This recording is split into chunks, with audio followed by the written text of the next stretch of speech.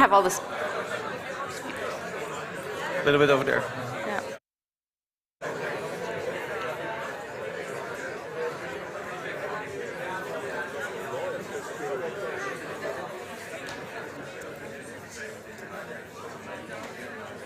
Want to go?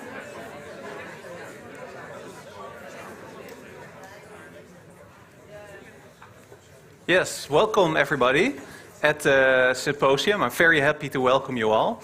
The Symposium from Science to Society, and our team is really to bring knowledge from science and exchange it also with practice, specifically cooperative social enterprises and all kinds of citizen collectives. My name is Damian Bunders. And I'm Carolina Heitmann. Welcome. And well, when we're not just hosting the Oscars, I mean the Symposium, then we're both PhD students, part of Tina's team. Yes, and because we don't want you to only get the knowledge from Tina, which you will get at the inaugural lecture later today, we have a very nice lineup. We have 11 fantastic speakers here for you today, giving us various impulses on the topic related to golf courses and piggy banks, collaborative houses, and so much more. A little practical information before we start. We'll have a lunch break at 1 o'clock, a coffee break at 3, and then at 4 o'clock, of course, we're all going to join Tina for an inaugural lecture.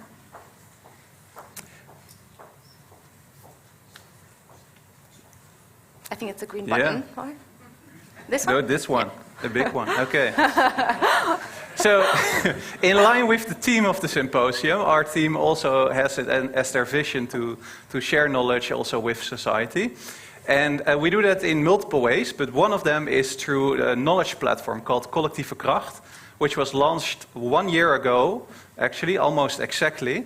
And this knowledge platform, it connects citizen collectives to a bunch of stakeholders.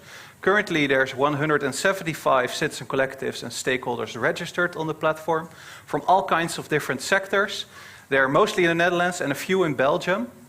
And they are spread over a few labs. So we have the Citizen Collectives Lab, a Government Lab, Science Lab, Network Lab, and we have the... Which is the other one? We have the Finance Lab, of course. Yes, exactly. So, and within these labs, both on the platform and in physical meetings, they can exchange their knowledge and also set up things like pitches to financiers, and also have discussions with civil servants as citizen collectives. So this is what the platform is doing. So now that we know who's part of the CollectieveKracht, we're also curious to know who's here with us in the room today. So if you're from a financial institution, I quickly ask you to raise your hand. See someone from a financial... I see someone there. Welcome. If you're from a governmental institution, same thing. Please quickly raise your hand. A civil servant, yeah? Or a civil servant, indeed. Yes, we have some representative of that today. Who here is from a citizen collective, from a social enterprise, or a cooperative? Then raise your hands. Oh yeah, look at that. There are quite so many. Yes. What about the academics here? Raise your hand. Oh, the majority, definitely. No. And last but not least, the networks. Is there someone also here representing a network organization? Ah, there we have some. Wow, quite so many. Well, nice to see also so many people represented here today. Very nice. Yes, and as you might have heard, our team is also growing. And today we also want to present you our core team for CollectieveKracht going forward into the future. First off, we have Lucas, who is the scientific project coordinator. I think he is somewhere in the audience, or he's standing over here. Yes, exactly. Then we have Ben, who is the platform and event manager. He is currently a little bit backstage, but he's standing there. Yeah. And Maaike, who is our research communicator, but she couldn't be here today because she has fallen sick, unfortunately. Yes? Yeah, so the theme of today, from science to society, is not only the theme for today, but we also take it very dearly to us in our everyday job. And to show you a little bit how we do that, we also brought you an example of a study that some of my colleagues conducted. So here was a big energy cooperative from Belgium who was embarking on a new strategic direction, and they were interested in understanding the member preferences and to what extent their member preferences would also align with their new strategic direction. That was a very practical question they had for themselves and an important one. But it was also very important from a scientific perspective, because so far we knew very little about what drives people that are part of this cooperative. Why are they part of it? Why do they want to stay part of a cooperative? And how do also different motives, such as financing or being a part owner, relate to one another? So therefore, they conducted a very extensive study to find out more about this. Well, these insights were very important for us as academics, also for the organization, but it doesn't stop there, because right now we're turning these insights and the methods that we use, a discrete choice experiment, into a tool that is freely accessible for citizen collectives that are part of the CollectieveKracht. In a very simple step, they can set up their own experiment to find out how their member preferences relate to their own strategic direction. If you're interested in finding out more about this, you can go to our website, or if you want to be one of the first ones to pioneer this tool and test it out yourself, then please also feel free to send us an email to collectivekracht@rsm.nl. Yes. And with that, we'd like to welcome our first speaker, Professor Dr. Irene van Staveren. Welcome to the stage. She's a professor of pluralist development economics at the Institute of Social Science here at Erasmus University. And she will be giving us a talk about the community economy as post-capitalism. So let's give a warm welcome to Irene. Thank you very much. Thank you. I have to apologize, I have a serious cold, so I hope I can make this to the end without coughing or sneezing. So the community economy as post-capitalism. I want to give here a positive message to all of you who are practitioners, that what you do is already building an alternative to our capitalist economy. But there's more. I'm an economist, I'm a pluralist economist, and of course as an economist I want to build on an alternative economic theory, an alternative economics, an alternative economic science that fits the real world alternatives. However, it's a chicken and an egg issue. And in order to show you the huge problem that economists like me are confronted with, let me go very briefly over how the mainstream economic theory, the standard economic theory, actually supports the existing system and does not really support alternatives. For example, there is the famous mathematical proof, and I studied economics here at the university in the 1980s, so I learned this proof, by Arrow and De Broglie, that free markets are the most efficient way to deliver goods and services. However, and that's between brackets, it's a very small note in the article, it assumes that everybody in a market has resources to trade.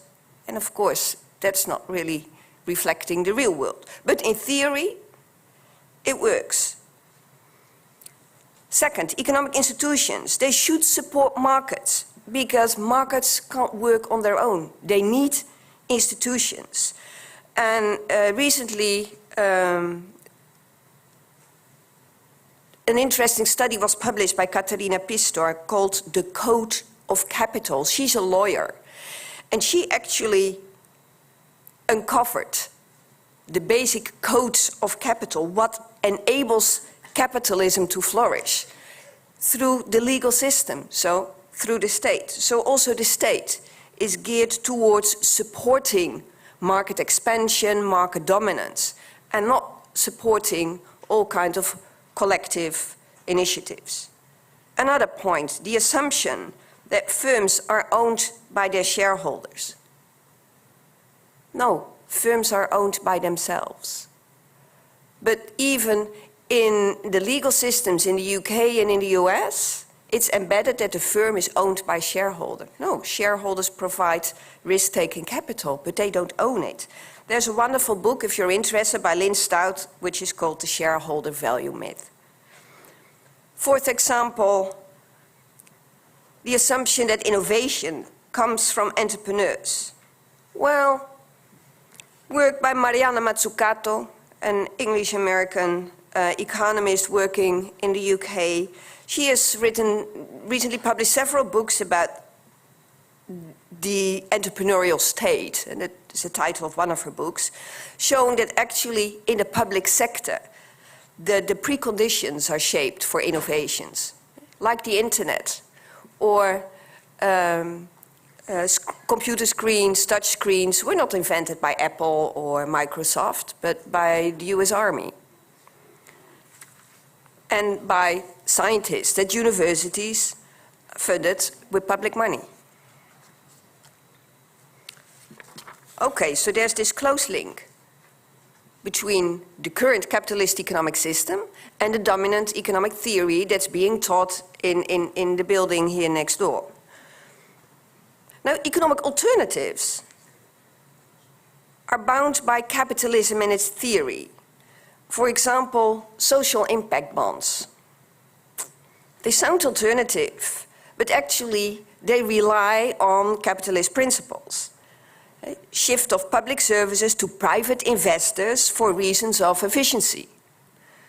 Or think about the term natural capital for our trees, our nature. This terminology in capital, of course, implies that nature should generate returns on investment, because that's the key meaning of capital. Or B corporations. In the US, but also in the Netherlands, we have a couple of B Corps. They add social and environmental goals next to profit, so it's an add-on. It doesn't challenge the standard way of doing business. Universal basic income relies on profitable firms. Otherwise, where does the money come from? Taxing highly profitable firms. This is the case, for example, with the UBI in Alaska. Every family gets about $1,000 every year. And where does the money come from? Profits from the oil industry in Alaska. Airbnb and Uber. They turn household space into a new form of capital from which you can earn a return, and the U is largely the platform and the investors behind the platform. Finally, capitalism really got into our minds, our bodies, our hearts as a culture. Citizens are being regarded as clients. Debt tends to be regarded as a sin. You should always pay your debt. And a recent survey showed that about 50% of households only want to have solar panels on their roofs if they can make a net benefit. Whereas they don't have the same demand from having an old-fashioned heating system working on gas. Then we simply accept that that's an investment in the comfort of having a warm house. But when we think about investing in solar panels, 50% of households want to make a return on investment in financial terms. So let's move out of this constraining way of thinking. Step one towards post-capitalism is distinguishing the market from the capitalist market. And that is important because otherwise we fall into the trap that the only alternative to capitalism is kind of Soviet-like communism or state capitalism as in China. So let's distinguish the market in general. Markets have existed for thousands and thousands of years from the capitalist market. That's only recent, about 250 years. I rely here on key researchers, including Karl Marx. In a market, we have exchange for mutual benefit. It's basically this. Think about eBay and Marktplaats. In a capitalist market, there's unequal exchange based on capital hiring labor. It's never the case that labor hires capital. In the market, in general, we have a sequence from commodities, C, to money. You sell something, you earn some money, which allows you to buy another commodity, the other C, earning some money, and so on. So the chain starts with a good and ends with a good. Money is a means of exchange. In capitalism, it's the other way around. The whole chain serves the purpose of accumulation, of maximizing profits. So you start with money, you invest it in something to produce something to sell in order to get more money. And sometimes this is a physical good, and sometimes it's derivatives on financial markets. In the markets, there is generally a wide variation of firms. Stock listed, family owned, a wide variety non-profit firms as well. In capitalist markets, we have firms with external shareholders because that's deemed to be the idea of the most profitable type of firm. Finance in a general market is a servant of production and well-being. Of course we need finance, of course we need investment. But it's not an end in itself, whereas in capitalist markets, it's an end in itself. So that the exchange formula sometimes becomes M leads to more M leads to more M. You don't even need to make commodities. General Motors, you know, is supposed to earn money from selling cars. But when the financial crisis hit, it appeared that the majority of, the large part of their profits were made through financial markets, car loans, including car loans, not from making and selling cars. And finally, in the market in general, there is a balance with the state and a community economy. But capitalist markets grow and grow and grow. So they dominate the market and they exploit the community economy. So step two. Step two towards post-capitalism is that we shrink the market and we make the state serve the community economy more than serve the market. Well, how to do that? The interesting thing is the activities that you employ in what I call the community economy is different from, distinct from the market and the state, are doing exactly this. They are shrinking the market. The community economy, with every new activity it undertakes, automatically reduces the capitalist market. For example, worker cooperatives. Capital and labor is one. So they don't go to the stock exchange. They don't add to the financial market.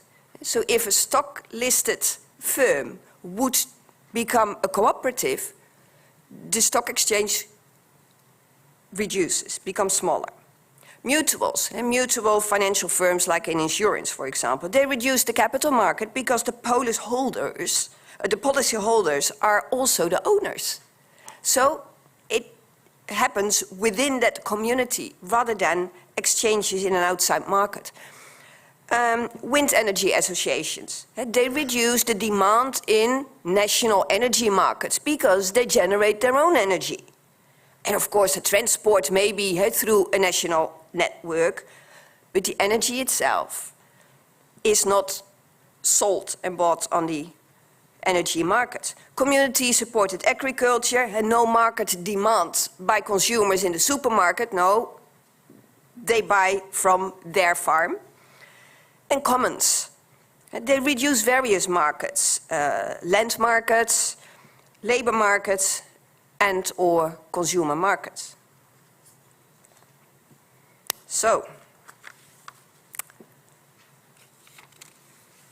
what about post-capitalist economic theory? Because that's what I started with. I'm a professor of economics, and I feel it as my responsibility to develop an economic theory that fits a new reality of a post-capitalist economy that is built on a community economy. So yes, I want to learn, I need to learn from the community economy, from you. What, how, and why. One way of doing this is revising key concepts, like efficiency. Efficiency is not a bad concept. It's an important concept for any economy. But the way efficiency has been conceptualized in mainstream economic theory goes against the principles of the community economy. Production, consumption, investment, price, cost. Let me give you a very small example of my own work, how I did this. I recently did some conceptual work using examples of the community economy in which I, to my own surprise, was able to redefine efficiency as resilience. Whereas in mainstream economics, the two are opposites. Why? Well, resilience includes buffers, and buffers tend to be inefficient in a lean and mean production system. However, they also provide a fallback during crisis, and when markets are volatile, you survive when you have buffers. Boundary institutions.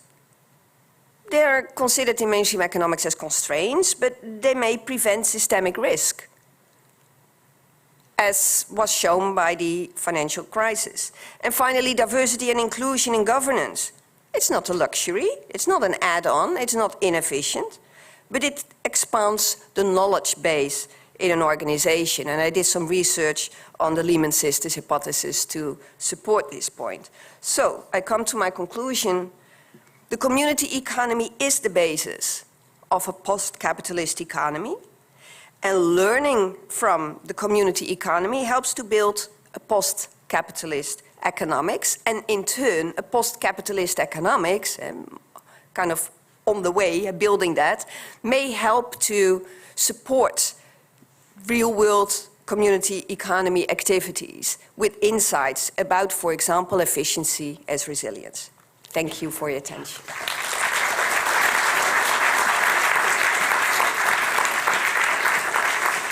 And next up we have Professor Lucas Meijs, Professor in Strategic Philanthropy and Volunteering at the Rotterdam School of Management here, Erasmus University. I'll give you the word. Thanks. All right. I would almost say, and now for something completely different, but let's just start for 12 minutes on this question like the return of direct solidarity. One disclaimer, I used this title for a speech with Americans, and I thought this was about communism. This is just about the regular European thing about we help each other. Americans like the term transfer for this. This might be also part of this capitalism perspective on the economy instead of this human perspective on how we support each other. And the second thing, I was thinking about making a kind of song under it, music, but I start with Darth Vader, but that's not the one you want to look for. And then I thought about jazz, because I think government's getting very nervous from direct solidarity, but okay. I decided not to try to test the system here. All right, so what do I mean with direct solidarity? Fasten your seatbelts. Years ago, the RMO, Raad van Maatschappelijke Ontwikkeling in the Netherlands, wrote a report on what we call Rondje voor de publieke zaak.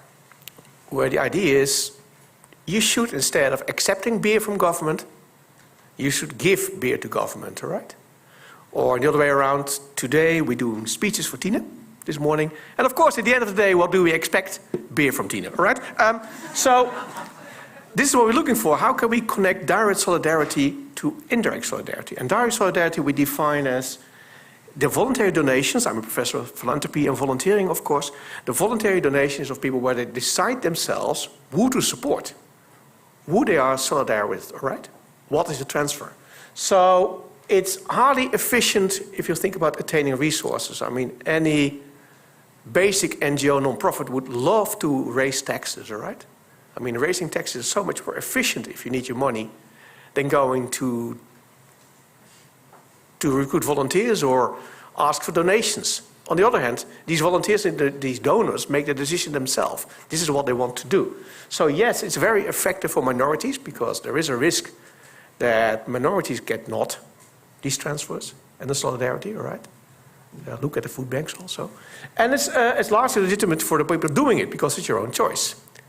Now, of course, indirect solidarity on the way around is a little bit different. I mean, it is efficient in attaining a resource, all right? The new discussion on the maatschappelijke dienstplicht. okay, for the Dutch, or taxes. It's highly efficient if you want to raise volunteer time. But people might debate if they really want to do it. See the discussion about the difference for the Dutch between dienstplicht and diensttijd. Okay? That's the real kind of thing. And there is a kind of, it's effective for the majority. They like it. So what we hope, we thought. So government thinks indirect solidarity and direct solidarity are communicating vessels, all right? If the government retreats, citizens will come in. Yeah, dream on. Citizens will do things, but their own choices, all right? So yes, citizens will come to the plate. Always independent from what government does. Citizens will do something. Citizens always have done, and they will, but not because the government retreats, right? So it's discussions on the WMO, where local aldermen tell volunteers at the Zonnebloem who visit elderly people, you're visiting the wrong people because these are the people that are not needing enough. They mean we stopped taking care for them. You should visit the people that we stopped taking care of. But of course, these volunteers are not doing. So, time-wise, they don't step in, but hopefully, by direct solidarity, we can also reintroduce indirect solidarity. So one question that we should research is there a connection between these people that perform direct solidarity and what they meet and what they see and what they do, and also how they see this indirect solidarity? Can we use the idea that so many people are supporting food banks to change the idea of how poverty is reproduced in the Netherlands, right? Difficult topic. So, what does that mean? Irene, we're borrowing heavily from your colleagues, because we think if you go to this direct solidarity, you have to think about first, it's about voice, and we should have more attention for civic-driven change. Change does not come from government. Change should not come from companies. Change should come from citizens, all right? So let's do research on civic-driven change. I'm very low on evidence today. I'm much more on ideas. Second, let's not go into communities with the idea, this is what you cannot do. Let's go into communities with the question, what can you do? Let's not address, you're missing a left arm. How can I support you? But ask, hey, what can you do with your right arm, all right? That changes the discussion, and this is what communities, collective action groups are doing. They are not based on what they're not capable of doing. They're based on the assets they have, and with that they start working. And the third perspective is, let's embrace initiative, all right? So today, this whole collective action thing is about celebrating initiative from people that come together and say, we can do this, all right? Years ago, I used the at the Willem Bever perspective, but okay. And then I went to Tom de Bouwer. What was it? We can do it, Tom. That one, Tom de Wilde. So, but how do we look at this initiative, all right? So if you look at the civil society, at non-profit organizations, it's very important to understand these three different kind of perspectives, these three organizations, and we tend to have a preference for the mid one, it looks like, at schools of business. But the first one is really what we call mutual support, mutual benefit, and I think cooperatives are about that, all right? We organize together because together we can have something that is good for the members, the participants. In my research, it's a lot about soccer associations or the AA. And in Tien's research, it's a different kind of thing, but it's about the members, the people helping themselves, each other. Very interesting because these organizations do exist by the right to discriminate. If you play soccer, you cannot walk in with a hockey stick, that kind of things. And it's just a basic right, right? That second organization, the service delivery, is the one that we understand at business schools. Okay? The biggest thing is that customers cannot pay the whole price, and one way or another we give them a reduced price.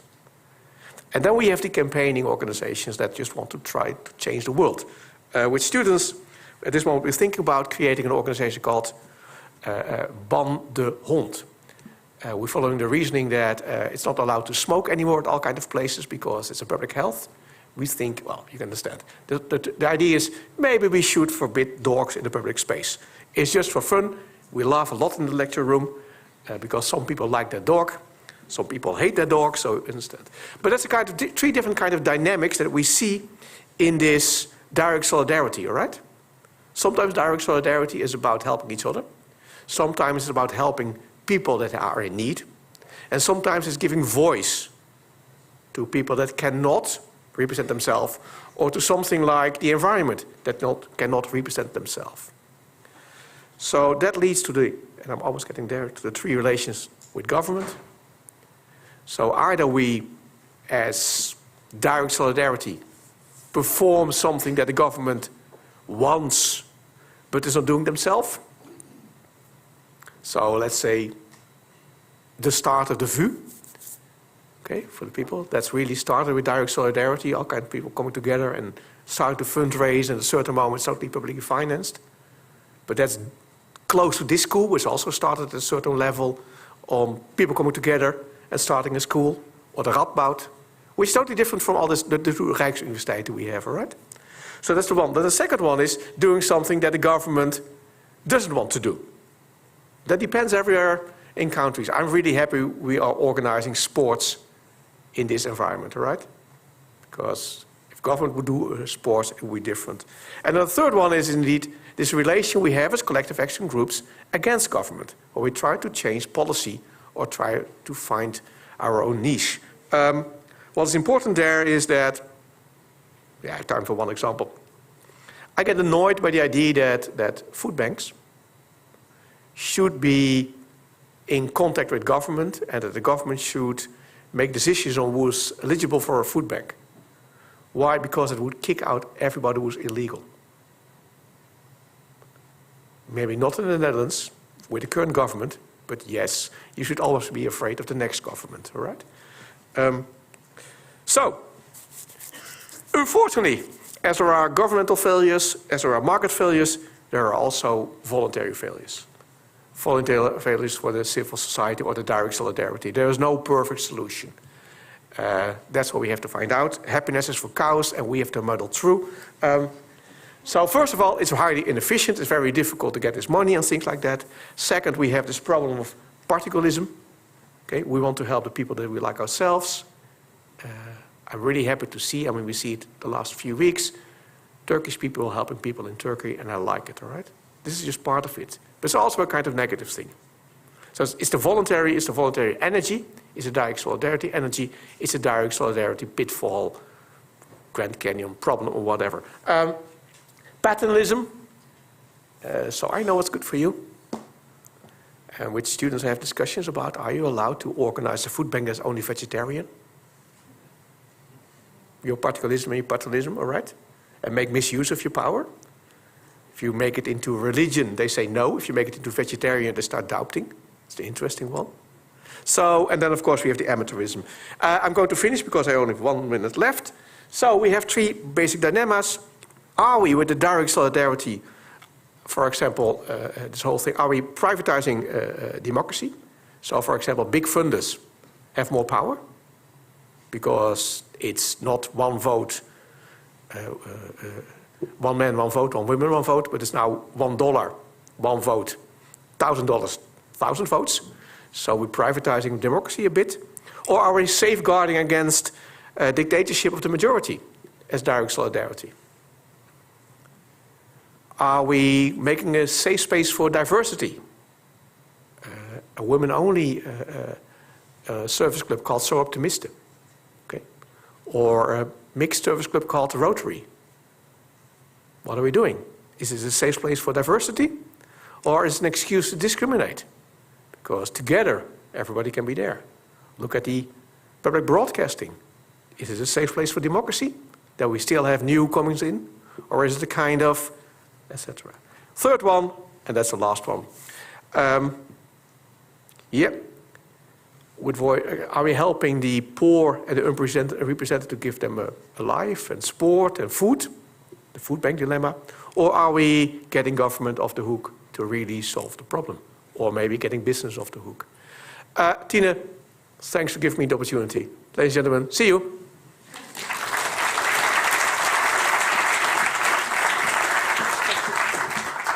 All right. right, thank you so much. Next up we have Professor Dr. Koen Frenken. He's a professor of innovation studies at the Copernicus Institute for Sustainable Development at the Utrecht University. And he will be giving us a talk about Beyond the Hype of the Sharing Economy. So let's give him a warm welcome.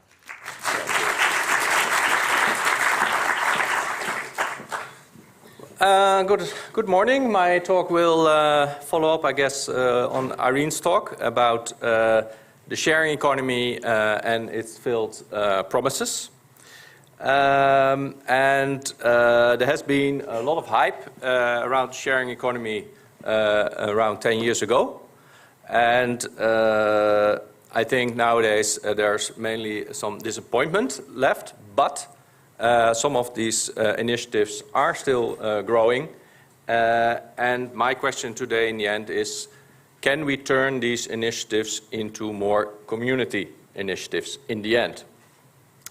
Now, the sharing economy started when online platforms help people to exchange goods and services online. And what are platforms? They mediate social and economic interactions online. We do that through social media. We do that via e-commerce with businesses, but we also do it peer-to-peer by selling or renting out our goods and services.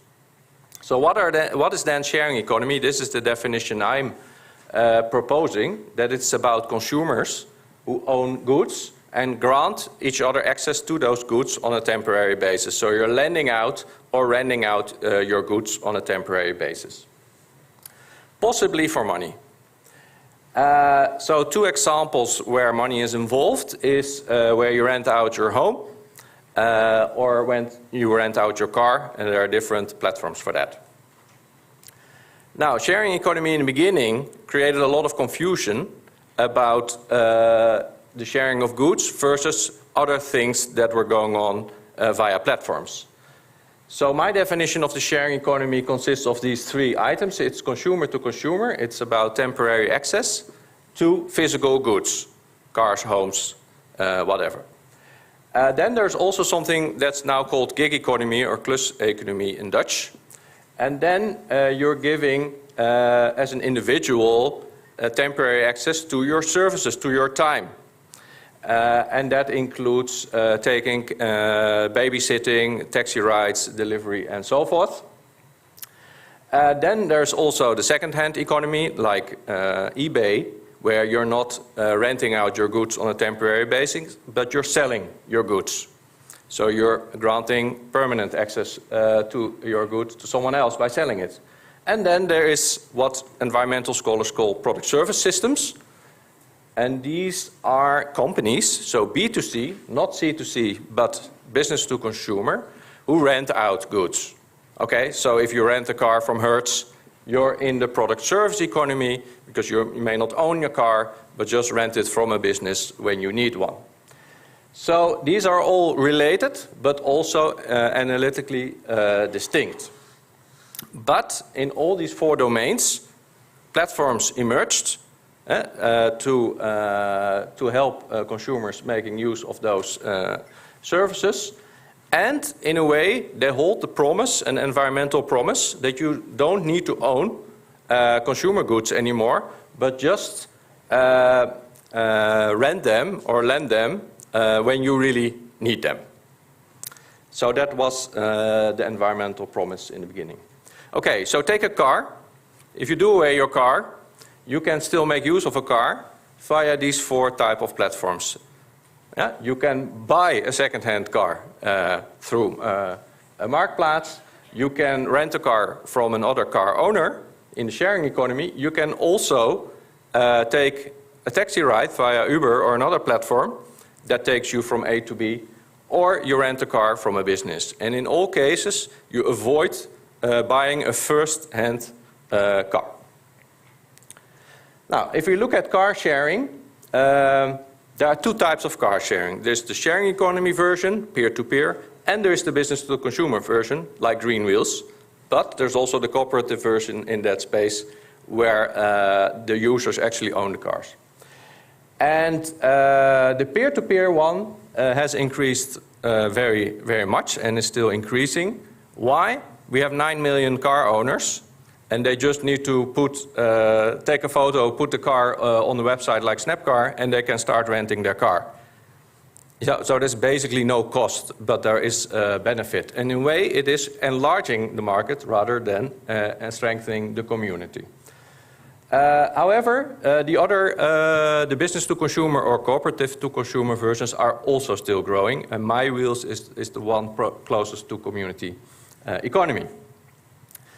Now, interestingly, if you look where car sharing takes place, it takes place everywhere in the Netherlands. It's not just an urban phenomenon, what we see with green wheels, which is business-to-consumer, which is only profitable in cities where you have a sufficient number of consumers. But anywhere where people live and own cars, they can start renting it out. So it's also a solution, if you like, to more rural areas. So what were the promises? People can make money, and this was in the financial crisis an issue for some people. And these platforms allowed them to make an extra buck. It lowers the environmental impact because by not owning, for example, cars, there are fewer cars needed and also less public space taken away. And, so was the promise, it would enhance social interaction because by renting a good from someone else, you would meet the person, you would have to exchange the car key, for example, but other meaningful social relations could stem from that.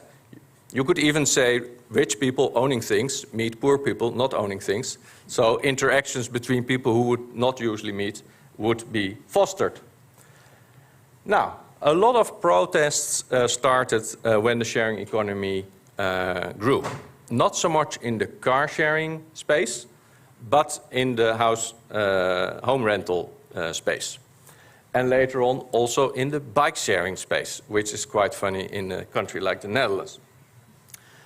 And the resistance to Airbnb was fierce because it became apparent that some people rented out their home the whole year long. And then it's no longer part of my definition of the sharing economy because you're not renting out an idle good at times you don't use it, but you're basically running a hotel from a capital good while living in another home the whole year long. So the problems that arise with Airbnb, I summarize it in the following way.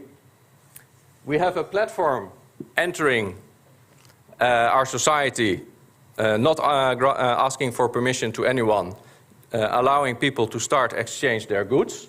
This creates externalities, this creates public debates, this creates nuisance in neighborhoods. And people who are opposing home sharing start to protest and ask governments to intervene. For example, to create a licensing system that would only allow people to rent out their home for a limited number of days. The problem for the government is that they have to act quickly. Why? Because when platforms entered, the market exploded. In cities like Amsterdam, in a few years' time, there were 10,000 of homes offered on Airbnb, and a lot of problems in neighborhoods arose. So they have to act quickly without going to research, to the evidence, to understand what are all the effects that platforms generate, how can we learn from past such experiences, what kind of licensing system, for example, can we introduce? And why can't they reach to evidence? Because to produce evidence on platforms, you would have to ask the data from the platforms, and they don't release that for scientific research.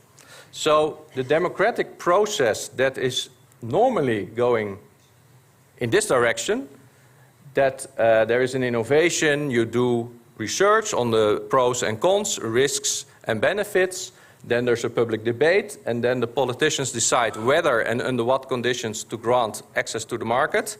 That's the normal technology assessment we follow with goods like cars, planes, drugs, food.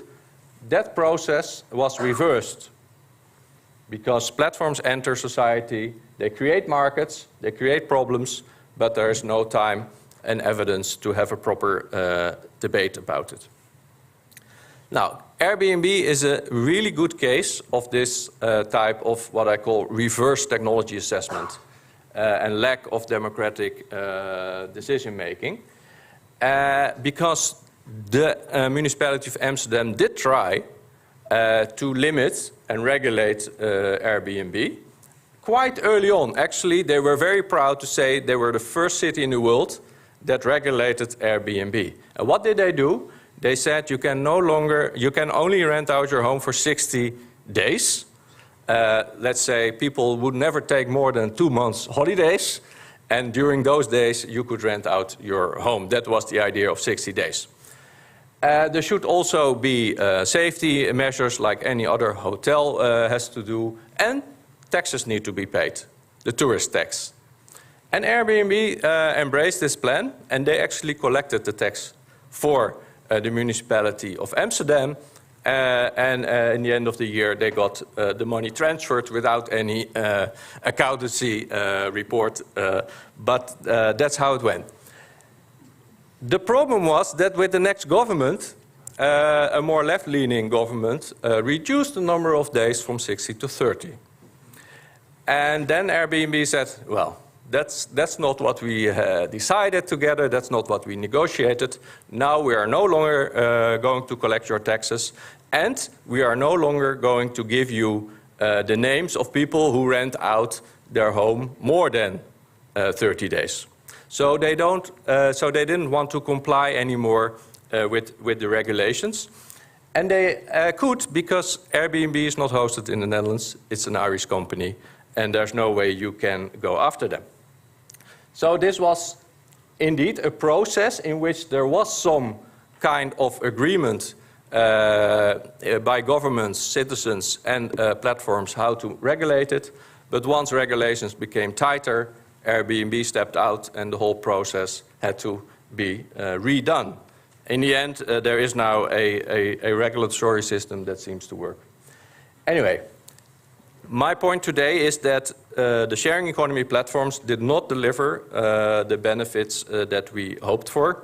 They actually increased some of the inequalities already existing in society.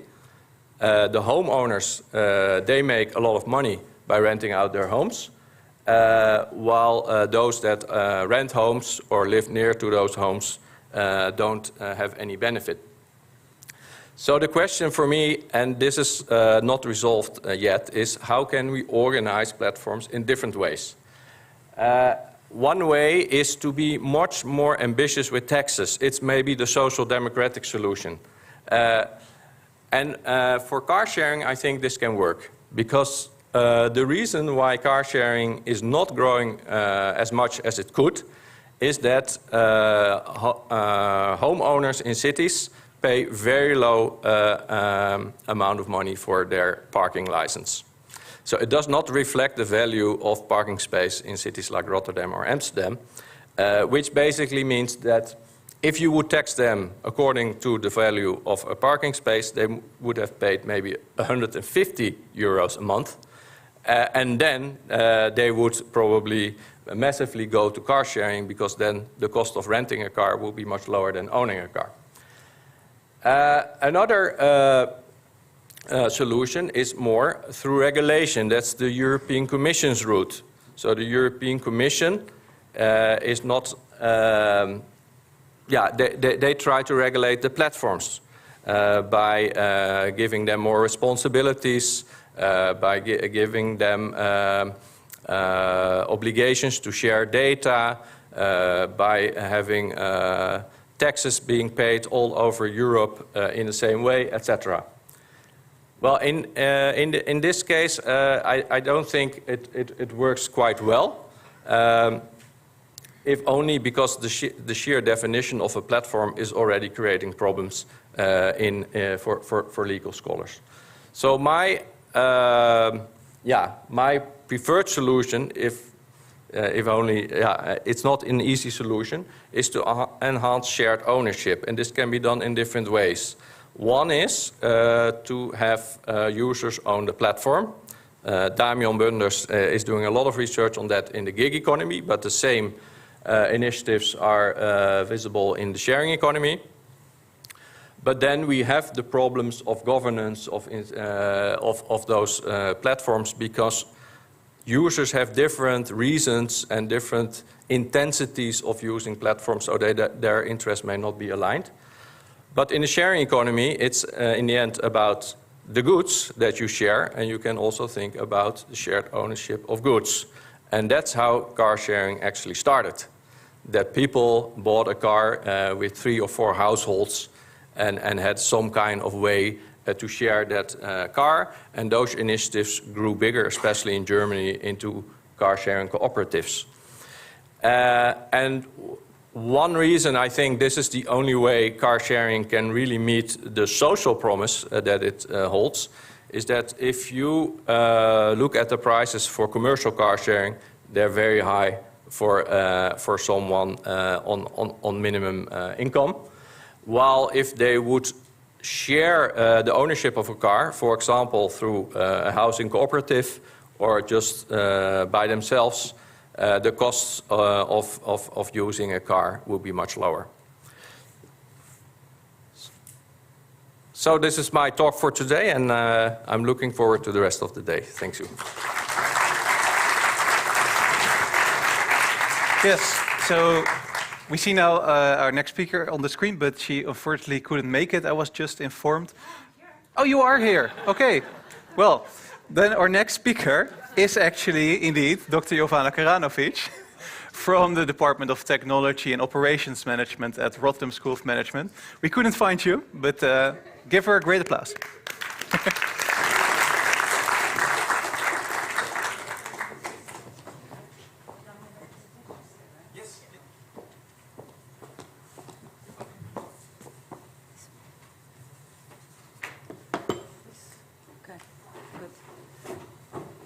And guys, I have an updated photo, by the way. I see you didn't get to that one. I look so much better on the other photo.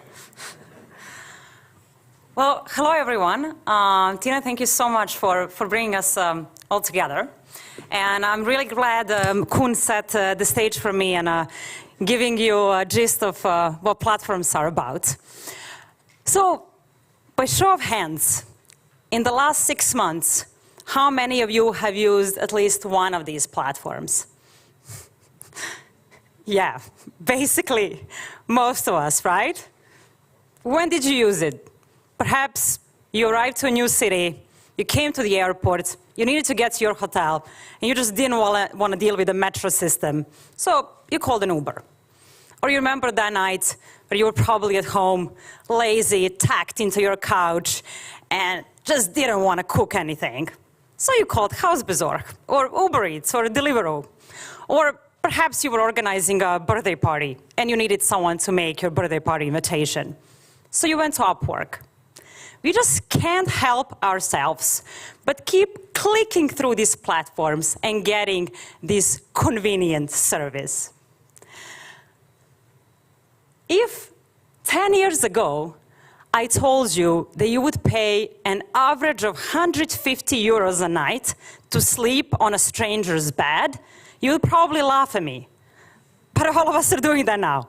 We are going to Airbnb and we are paying loads of money to sleep in a stranger's house. So these platforms are completely changing a way we are transacting. Airbnb is valued almost as much as Marriott, one of the world's largest hotel chains. And Uber has been valued more than General Motors, a company that existed since 1906. These companies are asset-light, but network-rich. They don't own real estate, they don't own mines, Airbnb doesn't own any hotels, Uber doesn't have any cars. They're not in the business of production. They're in business of connection. And they are also changing what we value in the society. Access over ownership. We want access to things, to goods, and we want it now. We want availability of a workforce over predictability. And we are interested in gigs over lifetime careers. Younger generations don't want to go to a company and be there for 20 years. They want to hop from one task to another. They want to experience themselves in different fields. And this is what these platforms are making possible for them. So today, I want to share with you 5 lessons that I learned having studied these platforms for the past 6 years. So, first lesson that I learned is platforms are here to stay. Any of you know where this is? Yes, Milan. It's the first and oldest shopping mall in Europe, Galleria Vittorio Emanuele. And the first shopping mall was actually a place where merchants and consumers would come together to transact. The more merchants open up, the more stores, the more valuable is a shopping mall to you, and the other way around. So the first shopping mall was actually a platform. So fast forward to the platforms that we know is they enable easy access to goods and services by using digital technologies. That's your Uber, that's your Airbnb, that's your Deliveroo. They reduce the costs of contracting and searching for a product or service. Let's say right now you want to have a donut from your favorite bakery. We can all agree that there is probably a person in this audience that for $5 would run to your favorite bakery and get you that donut. But a cost of searching for that person is so high that the transaction would probably never take place. What the food delivery platforms have done for us, they made it incredibly easy to find that person with just a click. And they can scale incredibly quickly. As I mentioned at the beginning, they own no assets. They only need a network. That's why when you go to London or Paris or any other city, you're also seeing Uber and Airbnb and all these platforms. So it makes their scaling incredibly quickly, and it gains this efficiency for us. So they're definitely here to stay. The second lesson that I learned is the community is at the heart of these platforms. When Apple got its iPhone and App Store, it didn't allow any external app developers. So all Apple apps were developed internally. And then someone obviously illegally started creating apps for Apple, and Apple realized they could actually leverage and monetize on this community. Apple envisioned iPhone and its operating system much more than just a product. It envisioned it as a platform, where on one side, they're app developers, and on the other side, they're customers. You benefit from more app developers because there is more choice for you. You can get any app you want, and app developers obviously benefit from more of you joining. So at the moment, Apple Store offers around 2.2 million apps and generates $45 billion for its developers, something they could have never done if it kept producing apps only internally. So this example shows how powerful it can be relying on communities and building on skills and resources they own. But communities can also hurt business of platforms. We have seen that back in 2017. The former American president, Donald Trump, introduced a ban on immigrants. Taxi drivers in New York were protesting, and they were not taking any rides. But Uber saw it as an opportunity to make some extra profit. So Uber kept operating. And this enraged so many consumers, so many people like you and I, and so many drivers, that a movement unfolded across social media with the hashtag #DeleteUber.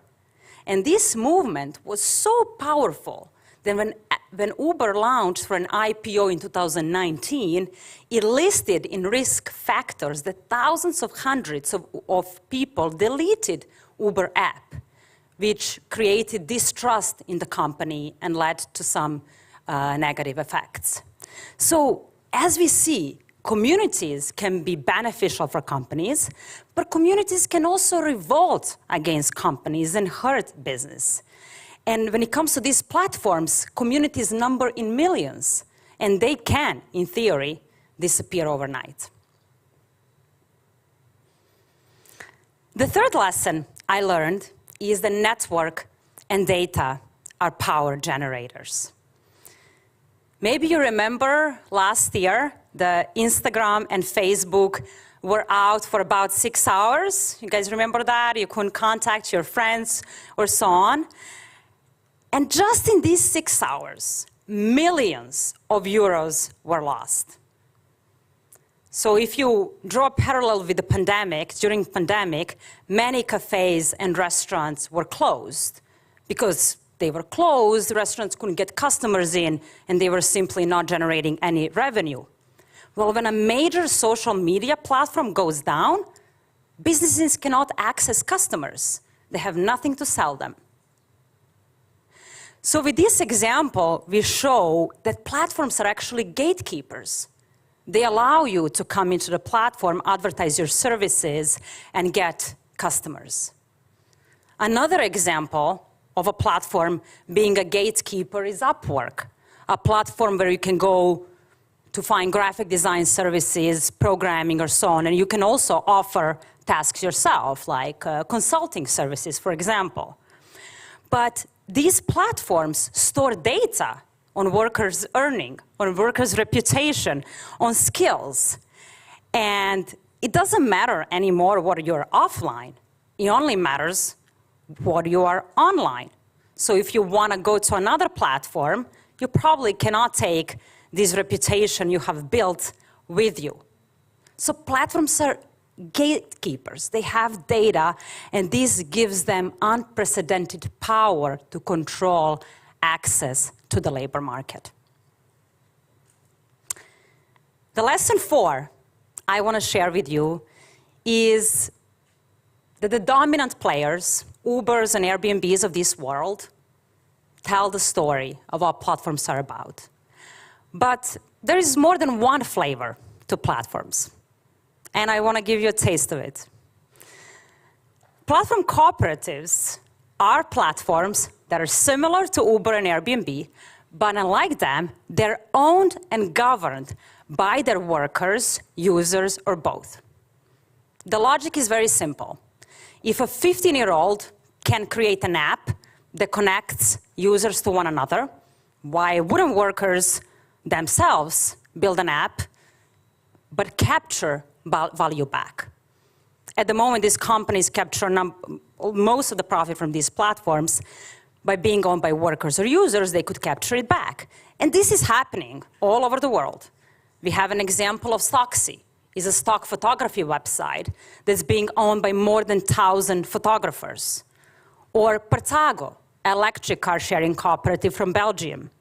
Or Wilhelpen, that offers informal care services to people. Or Fairbnb, your cooperative version of Airbnb owned by its workers.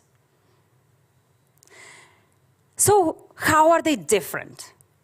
Platform cooperatives promise more fair value distribution. So platforms, mainstream platforms, at the end of the day, just want to meet their bottom line, and that is create profit for their shareholders. These platforms are more equitable. They also want to distribute value to other people that are owning it, actually. They abide by cooperative governance structure. So they resemble your traditional cooperatives, the agricultural cooperatives, for instance, which we've had in the Netherlands and around the world since the 19th century. They promote democratic decision-making, so they involve users in a decision-making process, which the mainstream platforms rarely do. And unlike mainstream platforms, they have technological solutions, so they have a platform, they have technological architecture, But unlike them, they're usually driven by some social mission. So for example, Airbnb, which is a co-op counterpart of Airbnb, wants to promote sustainable tourism. So they want to prevent people owning 10 or more houses and just the rich getting richer. So they have a policy, one host, one house policy, meaning that the platform economy should go back to the sharing economy, where you really rent your house only when you're away. And the final lesson that I want to share with you as a takeaway of this is that as consumers, we have a choice to decide how we want to consume. So the next time you need a ride and you're lazy to cook, remember that you're the one clicking, and make sure to do it wisely.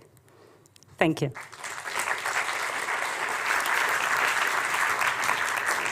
Thank you so much. Yeah, I guess. All right, thank you. Next up, we have Dr. Darinka Cziszke. She is an associate professor in housing management from the Faculty of Architecture and the Built Environment at Delft University. And she will be giving us a talk today about the collaborative housing. So welcome and a big applause.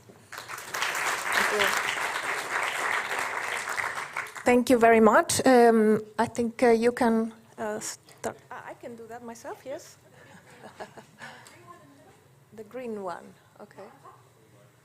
Yeah, okay. Again. That's me, indeed. Well, I would like to start by thanking our host of the day, Tina de Moor and her wonderful team, for this amazing opportunity to share knowledge and not only celebrate her big day, but also bring us together to, well, hopefully start new collaborations. And what I'm going to be talking about is really, well, from the world of platforms and the so-called sharing economy, we're going to talk about the real homes for real people who are, unfortunately, in very much need for a different housing system. So I start my research, which I've been carrying out for the last 8 years. Before I was doing research, I was research director of a think tank based in Brussels about social housing, and I learned a lot about how housing is provided in different countries in Europe. But one of the things I discovered, especially when I was at the end of my PhD, was that housing systems and the institutions that are supposed to provide housing for the population are increasingly failing to meet new demands. So society is changing, and what we see is that we have systems that are very, very much old-fashioned in many ways, and what I propose is to look at housing in a different way, in a way which is more collaborative, and hence the term collaborative housing. So this is happening all over Europe. Here in the Netherlands, we have, as most of you might be familiar with, a long-standing housing crisis, which has led to, well, the government to call for an agenda of what they call 1 million homes, and it's very much focused on a quantitative solution of the problem.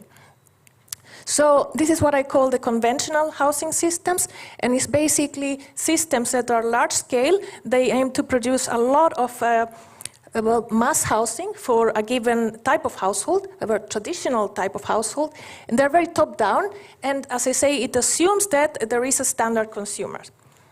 However, we have that the reality tells us that these systems are increasingly unable to give answers to a changing type of demand and also to increasing inequality in the housing market, particularly between the older generations who were asset holders and had good pensions to rely on, and the new generations, which in some countries have been called generation rent. So they're basically going from one rental apartment to the next, sharing by necessity, so not sharing by intention, for instance, and thereby the formation of their families is being postponed, and that creates a number of social problems. We also have a mounting care crisis in this country in particular, but also all over the advanced demographic nations, let's say, where the aging is going very fast. And well, the energy problem is something that we're facing day to day. No matter what type of housing, we need to retrofit our housing. We need to adopt more sustainable consumption patterns in our homes, construction and consumption patterns. Then society is changing in terms of the type of households. As I mentioned before, there is this outdated notion in the housing market and also in many policies that the market should provide for a standard type of family. And we see today that households are becoming more and more diverse with different family compositions. We have more and more people living alone. And the housing stock is not matching that demand. This also leads us to the issue of increasing loneliness in society, which is affecting not only older people, but also very much the young. And I wanted to go more in depth into the last topic of loneliness and also living alone, because we see that in a lot of advanced societies, the percentage of people living alone is quite remarkable compared to the other types of households, and it is rising. The trend is on the rise. We see that in the Netherlands, the average number of people living alone might seem rather small. However, if we zoom in to the data, we see that if we take the 6 largest cities in the Netherlands, this percentage goes up to match the European or the US trend.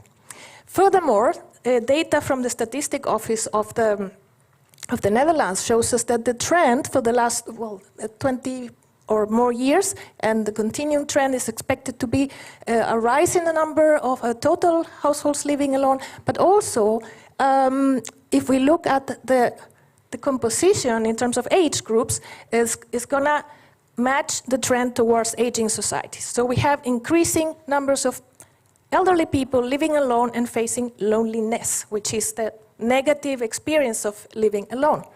Now, what does this have to do with collaboration and housing? Well, we can act. So collective action can be taken and is being taken by people who see this as a mounting problem in society. If it affects themselves, but they also feel that it's unfair and the government should be doing more. So you see that there are a number of initiatives, some international, also the Won protest a couple of years ago in the Netherlands, and it continues to be an issue. This is what I called a response from the side of activism. So activism as collective action, or the other way around. However, we also see that some of the same people who are protesting, calling for change, they're also engaged in doing something.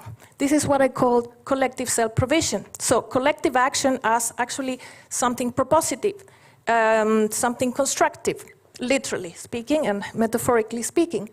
So I choose to see this not as one or the other, but as 2 sides of the same coin. You can be an activist and you can also do something about it.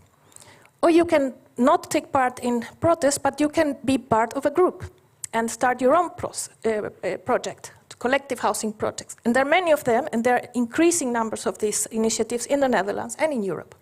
And this is what I studied for the last 8 years. I told you I started studying institutions, how housing associations or market providers work to provide housing for different groups. I realized, especially in 2008, with the global financial crisis and the ensuing housing crisis, that these institutions were unable increasingly to answer to these demands. However, as I said, we have a number of people doing it with each other, by themselves, and for themselves. And this is what we call collaborative housing. So basically, collaborative housing is an umbrella term that we use to encompass all these different initiatives. And there are some common characteristics that define what we call collaborative housing. First of all, and I would like to stress this because unlike the examples from the sharing economy, notably Airbnb, this is a whole different way of sharing. This is bottom-up. It starts from the people who are actually going to live there in the long term, and it's intentional. You don't share because you need to. You share because you want to make it part of your life. And this is radically different. The group has a common vision, and there's always a degree of sharing of practices, activities, or self-organization in these projects to make the project happen, and then once the people move in, they engage in social and organizational activities together, forming teams, committees, etc. And they also, of course, share spaces. There's a high level of end-user involvement, so residents are involved in the whole process of their housing production. And all of this leads to collective decision-making. which in itself is a very, very difficult thing. Because imagine if, as an architect, for instance, you have a client which is a family, or you have a client which is a housing association who wants you to design a new building for social tenants. Well, the architect or the builder, the developer has to deal with one client. However, in these projects, the professionals working with the group have to deal with 40 families, 50 families, sometimes, well, more or less than that. And that poses incredible challenges to the professional cultures of those building and developing homes. So it really flips the way our housing professionals are taught. And we see that collaborative living forms is nothing new. We've had, at least for over 100 years, if not before, people coming together to co-produce their own living environments, their own homes.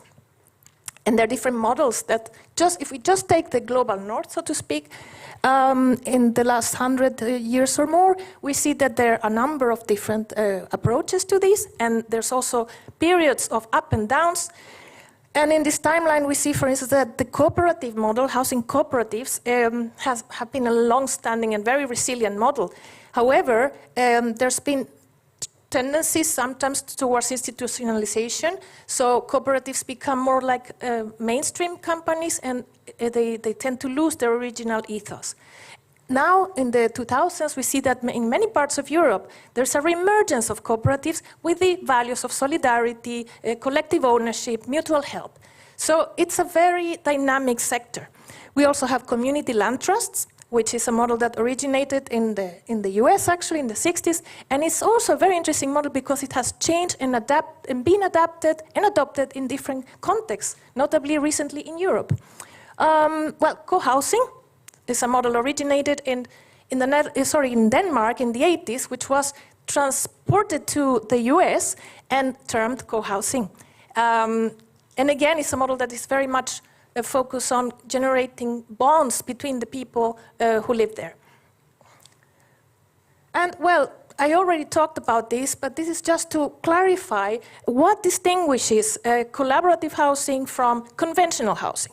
So we have a very schematic, let's say, classification of if we want housing today, how is this produced? So basically, the standard customer is assumed to be the heterosexual nuclear family. We have a man, a woman, and their kids. And they would aspire to own their own home. So who provides this home?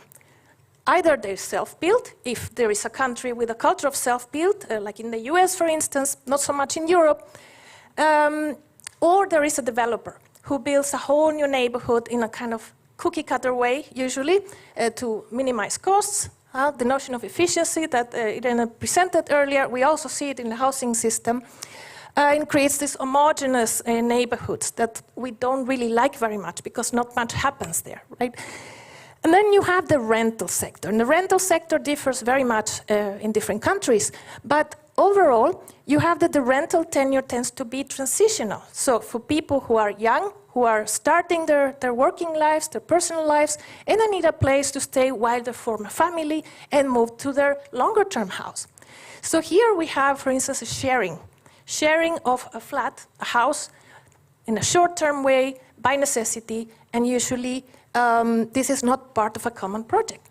However, if you look at collaborative housing on the far right end of the slide, then we see that collaborative living means a longer-term commitment, and it's an intentional endeavor with a common vision which requires collaboration. And we see that there are many, many different forms of collaborative living today in Europe. This is research we have done for a few years now with my team. And it's an incremental project. We call it the collab mapping, where we gather available data that is comparable across Europe on all these different forms. And we involved in the research the users, so an attempt to do a bit of citizen science, also to do it differently. We said we want to learn from them. How does our definition of collaborative housing make sense to you in your country? Yes, no? What elements do fit the models that you see in your country? And how do you call it in your original language? We see the original labels on the right. And, well, long story short, we came up with these categories that would allow us to do some comparative analysis across countries and over time. So yeah, why do people engage in collaborative housing? We've also done a lot of research on motivations, and overall we see that there are long-standing motivations that, well, were at the beginning of these forums, and they are still true, notably community life, and this is also very important if we look back at the original diagnosis I presented. What's wrong with our current housing systems? Well, there's a lot of people suffering alone, not living the way they would like to live, and in very, very weak situation socially. So there's also gender equality as a driver, because when you live as a group, very often you're able to spread the domestic work and thereby liberating time for the people who traditionally take care of these chores. The environmental agenda is also leading a lot of eco-villages, circular projects of housing that are being led today by people who think differently and they want to live more sustainably than what is offered by the market. As I said, aging and care are also big drivers of senior co-housing and other types of models that are focused on the elderly. For instance, in the Netherlands, we have the Knarrenhof. There's a long waiting list for that type of living. You can live intergenerationally, or you can live with other senior people, like in Sweden, where they pioneered in the 80s already the second half of life, seniors-only projects. And affordability and social inclusion are more recent drivers. And I would argue these have come up very strongly with the so-called housing crisis, which is, in my opinion, not a housing crisis, because it's been going on for decades. It's really a structural deficiency of our housing provision systems to give answers to this number of differences in how we want to live. Now, the collaborative element comes into play when we look at how the group of residents, who are basically amateurs, they are not professionals in terms of providing housing, they have to interact constructively with a number of other professionals and institutions. They have to go to the bank to get a loan, a group loan for that matter. And as we know from the current situation of the wooncoöperatie model in the Netherlands, it is extremely difficult to get Dutch banks to fund these projects, because there's not such a culture of trusting groups of citizens to do things together.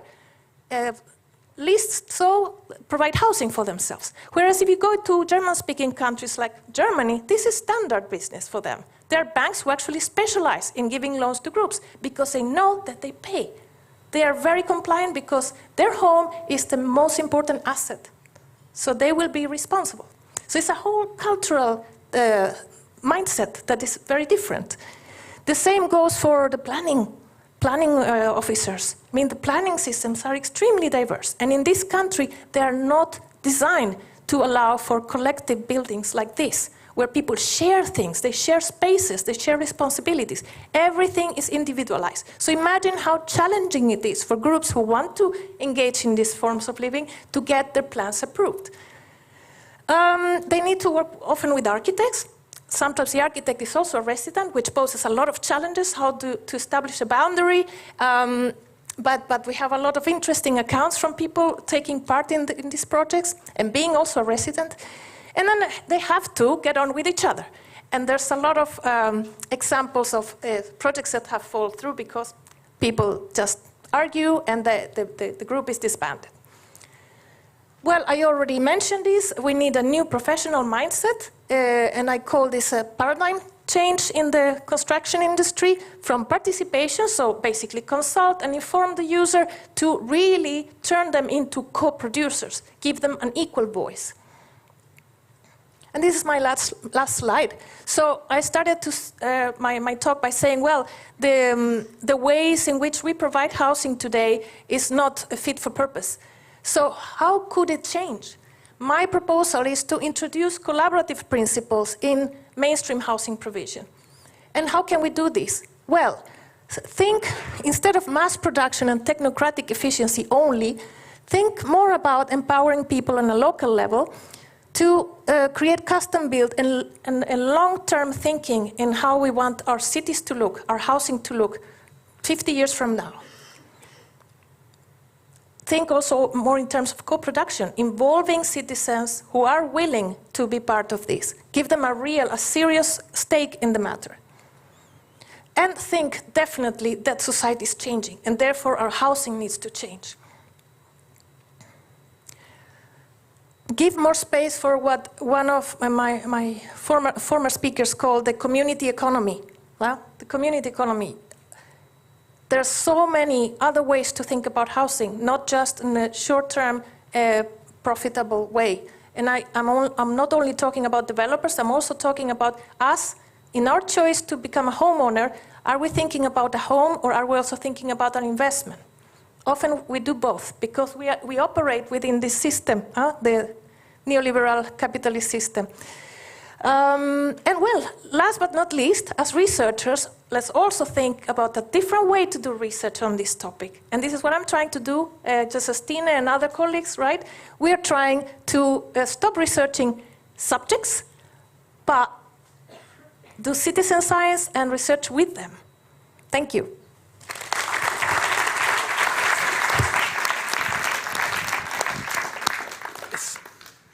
Our next speaker is Thomas Bouwens, who recently joined as an assistant professor at the Department of Business Society Management here at the Rotterdam School of Management, and he will give a talk on the scaling of community enterprises. So, go ahead. Thank you. Good morning. Thank you, Tina and the team, for organizing such a wonderful event. Right, yeah. Yeah, this is me, and today I will be telling you about the challenges and the promises of scaling the societal impact of community enterprises for sustainability. So, how many among you are a member of an energy cooperative? I'm just curious. Okay, so quite a few of you. Did you know that in Germany, over 40% of the installed renewable energy capacity is owned by citizens and communities, compared to a mere 6% by large corporations? Across Europe, no less than 8,000 energy communities are gathering 2 million citizens and counting. These figures demonstrate the capacity of local communities to tackle large-scale sustainability challenges such as global warming. They can also contribute to building a post-growth economy and an alternative to capitalism, as Professor Van Staveren explained in her talk. And yet, their role has largely been neglected in policy and social science so far, because the current thinking is that these sustainability challenges are best tackled by the state and market firms alone. So, how to unlock the full transformative potential of communities? Community enterprises are here pivotal.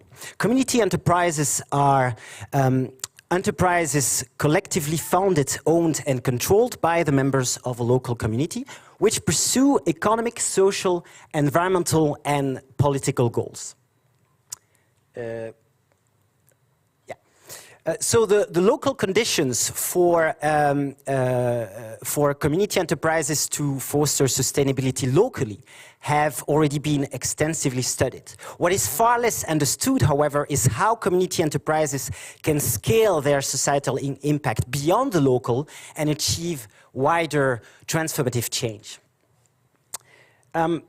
So community enterprises can scale their societal impact in different ways. Scaling up, or increasing the number of members in one single organization. So here an example is given by EcoPower, a Flemish renewable energy cooperative that was started by a handful green activists and that today counts over 60,000 members. scaling across or replicating similar organizations in different geographical areas. And here the example is the Repair Cafe movement. The very first Repair Cafe was created in Amsterdam in 2009, and since then the model was replicated in countless towns and cities over the world. There are today over 2,500 Repair Cafes all over the world. Scaling out or diversifying the services offered to members. The example here is Beauvant, another Flemish renewable energy cooperative that started by producing renewable energy, but then diversified its business model to provide energy efficiency services to its members. Scaling deep or engaging in advocacy work to change the broader institutional context. And here the example is Common, a cooperative engaged in the production of sustainable electronics, which also does advocacy for a compulsory repairability label for electronic devices. Now, when you look at scaling strategies and the types of strategies chosen by community enterprises and the level of success of scaling, you have to consider different factors. The first factor is the tensions between competing institutional logics while scaling and the mechanisms to manage them. So take again the example of EcoPower in Flanders. EcoPower was initially rooted in a community logic characterized by voluntary resources, flat hierarchy, and strong community feelings among members. But when it started scaling up, it had to mobilize a market logic to acquire commercial resources and to introduce hierarchical management in its organization. Now, these tensions between institutional logics, if they are not well managed, they can be a threat to community enterprises' survival because financial considerations may squeeze out the societal missions of community enterprises, and the hierarchical management can crowd out community feelings. So in a paper written with colleagues Stanley Vaskalainen and Koen Franken, we demonstrate that collaborations between different community enterprises can be critical to manage such tensions. And in particular, the creation of umbrella organizations such as the European Federation of Renewable Energy Cooperatives or the German Federation of Community Car Sharing can act as guarantor of community values and mitigate the risks linked to these tensions between institutional logics. The second factor which influences the type and the success of scaling strategies is legitimacy. An organization is legitimate when it is perceived and its actions are perceived by other actors as appropriate. Sometimes community enterprises lack legitimacy because, for example, the public doesn't know about their legal forms, they are not aware of their social or economic benefits, or they perceive them as not sufficiently professionalized. But legitimacy is actually critical. Yeah, it's going a bit ahead of me, but legitimacy is critical for scaling because it enables community enterprises to obtain the necessary resources from stakeholders and the support to scale. So in a study done with colleagues Matthijs Punt, Koen Franken and Lars Olstenkamp, we demonstrate the critical role of legitimacy in the local diffusion of renewable energy corps in Germany. So to give you an idea of the phenomenon we studied here, you can see the local diffusion of energy corps in Germany over time. So we showed in this study that the local presence of cooperatives in other industries supported the founding of renewable energy cooperatives. So this is because in regions where more cooperatives are present, people are more likely to be familiar with the cooperative model. They are aware of the multiple social and economic benefits of these cooperatives. So in other words, renewable energy co-ops benefited from the legitimacy of the cooperative model in other sectors. And specifically, we show that the local presence of cooperative banks had a positive effect on the creation of solar energy cooperatives, because obviously cooperative banks are familiar with the legal details of the cooperative form, and they are more likely to financially support the founding of renewable energy co-ops. So such types of legitimacy spillovers across sectors turn out to be more important than other factors, such as climatic conditions, to explain the creation of renewable energy cooperatives.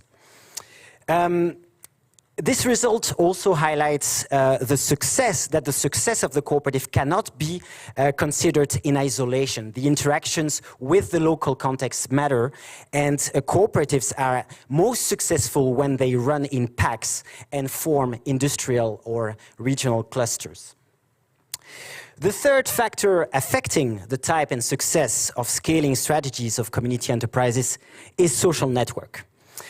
These include social connections among the members of the same community, so-called bonding social networks, and the connections between the members of different communities, so-called bridging social networks. The bonding and bridging social networks provide the social foundation to scale because they facilitate the mobilization of resources, the recruitment of new members, and the coordination of actions between different community enterprises.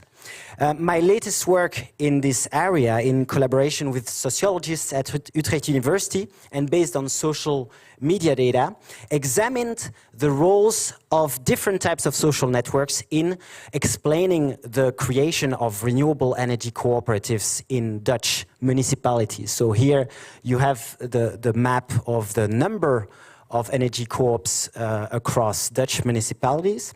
We expected to find a positive effect of both bonding and bridging social networks, but actually we found that bonding social networks indeed have an important role in explaining the founding of renewable energy cooperatives at the municipal level, but we did not find any effect for bridging social networks. So this means that through their collective actions, renewable energy cooperatives build on local social relationships within municipalities, but not on relationships across different municipalities. And this result is important because it might explain why community enterprises sometimes struggle to build cross-initiative strategic capabilities and collaborations. Well, what I presented here are just first results, but there is still a lot more to be understood about this topic. And to that end, I have recently been awarded a 1.5 million euro starting grant from the European Research Council for my research project, Census. So the overarching goal of Census is to develop a unified, novel, interdisciplinary theory of the mechanisms through which community enterprises can scale their societal impact. So Census will focus on the dimensions I talked about during this talk. To achieve these goals, Census will study three forms of community enterprises: community energy, community car sharing, and community repair in 4 countries: France, the Netherlands, the UK, and Germany. Census aspires to change the current thinking about the state and market as the dominant dichotomy that prevails in society, to build institutions and organizations. And hopefully the project will also contribute to emerging perspectives on post-growth economy and alternatives to capitalism. It will provide concrete recommendations for community entrepreneurs to scale their societal impact and formulate evidence-based policies for policymakers to support networks of community enterprises. So I will be looking very soon for talented researchers and reaching out to community enterprises. So stay tuned and don't hesitate to reach out. Thank you so much for your attention. Thank you. All right, thank you. Well, next up, we have our last input before we can all go into the lunch break by Professor Dr. Rob van Tulder. He's a professor of international business society management here at Rotterdam School of Management, and he will be giving a talk about cross-sector partnerships. So welcome and a big applause.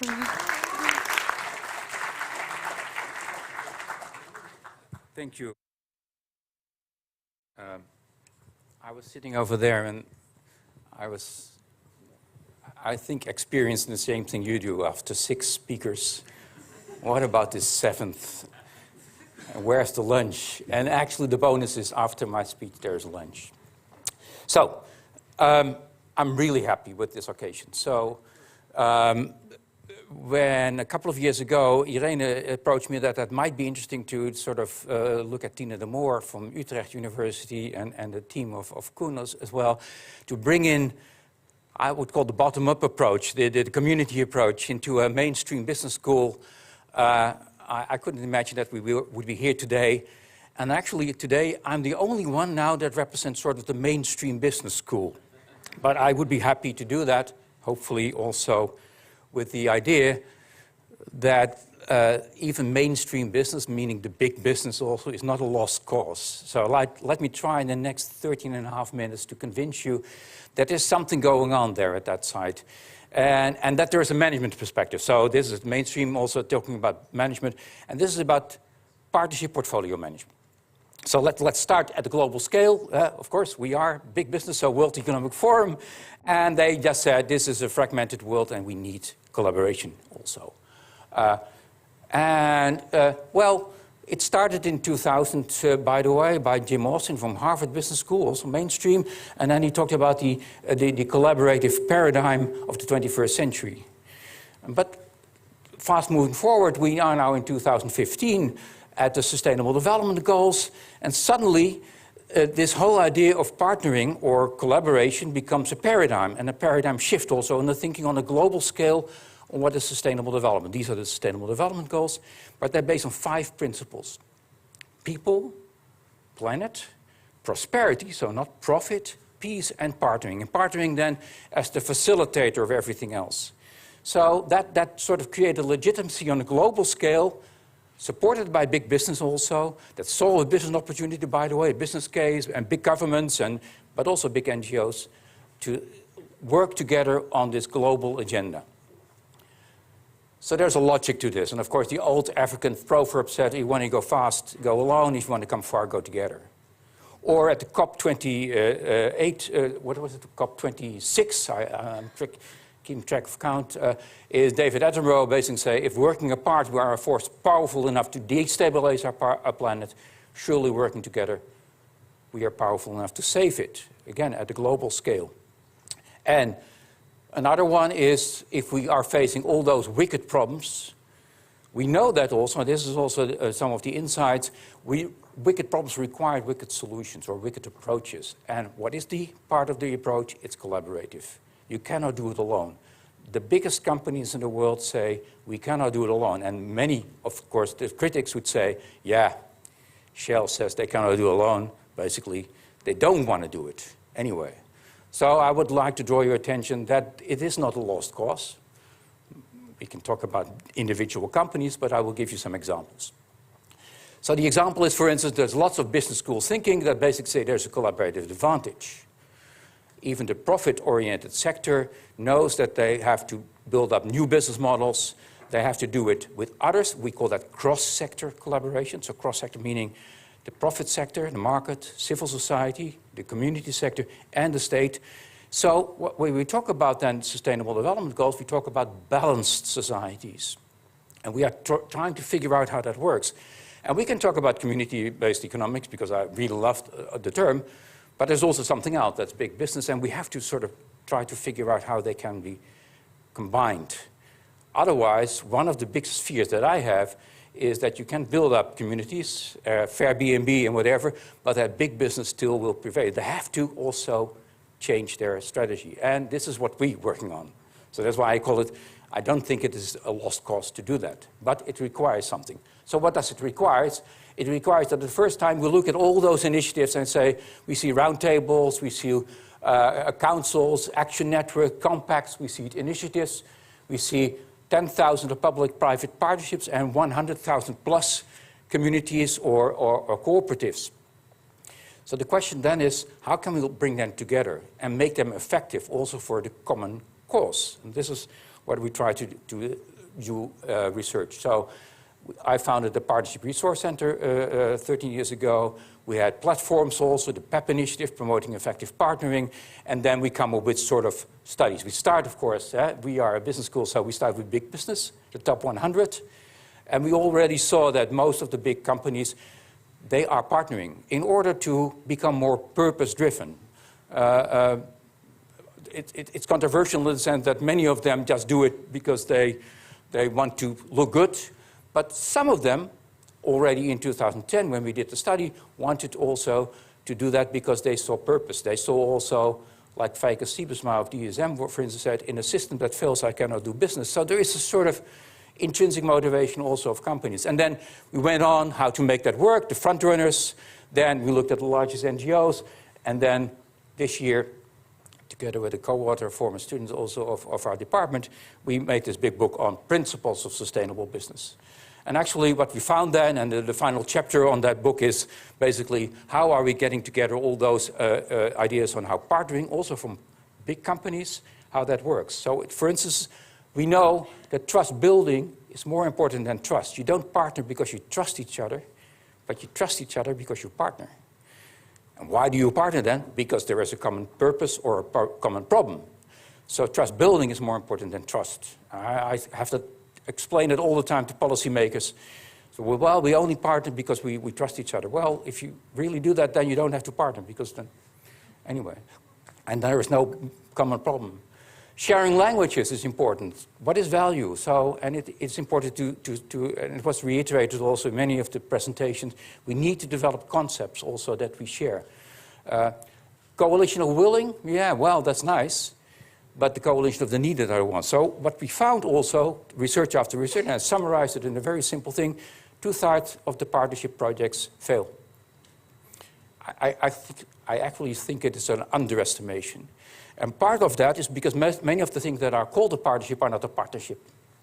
I have companies that say, I have 30,000 partners, and they mean I have suppliers in a market relationship, and we call them partners. Yeah, well, that's a different story. So the minority also of partnerships are really fit, meaning you set up a partnership for a common cause. So it is important also to understand what is the fit of your partnership between your partnership and the cause. So what we say is we need partnership portfolio management. And that is the thing that we have been developing over the last 10 years also in our studies, in the Partnership Resource Center with many projects that we did.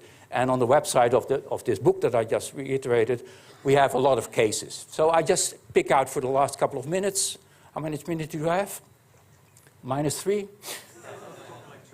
No, oh, okay. So, okay, 2 cases. An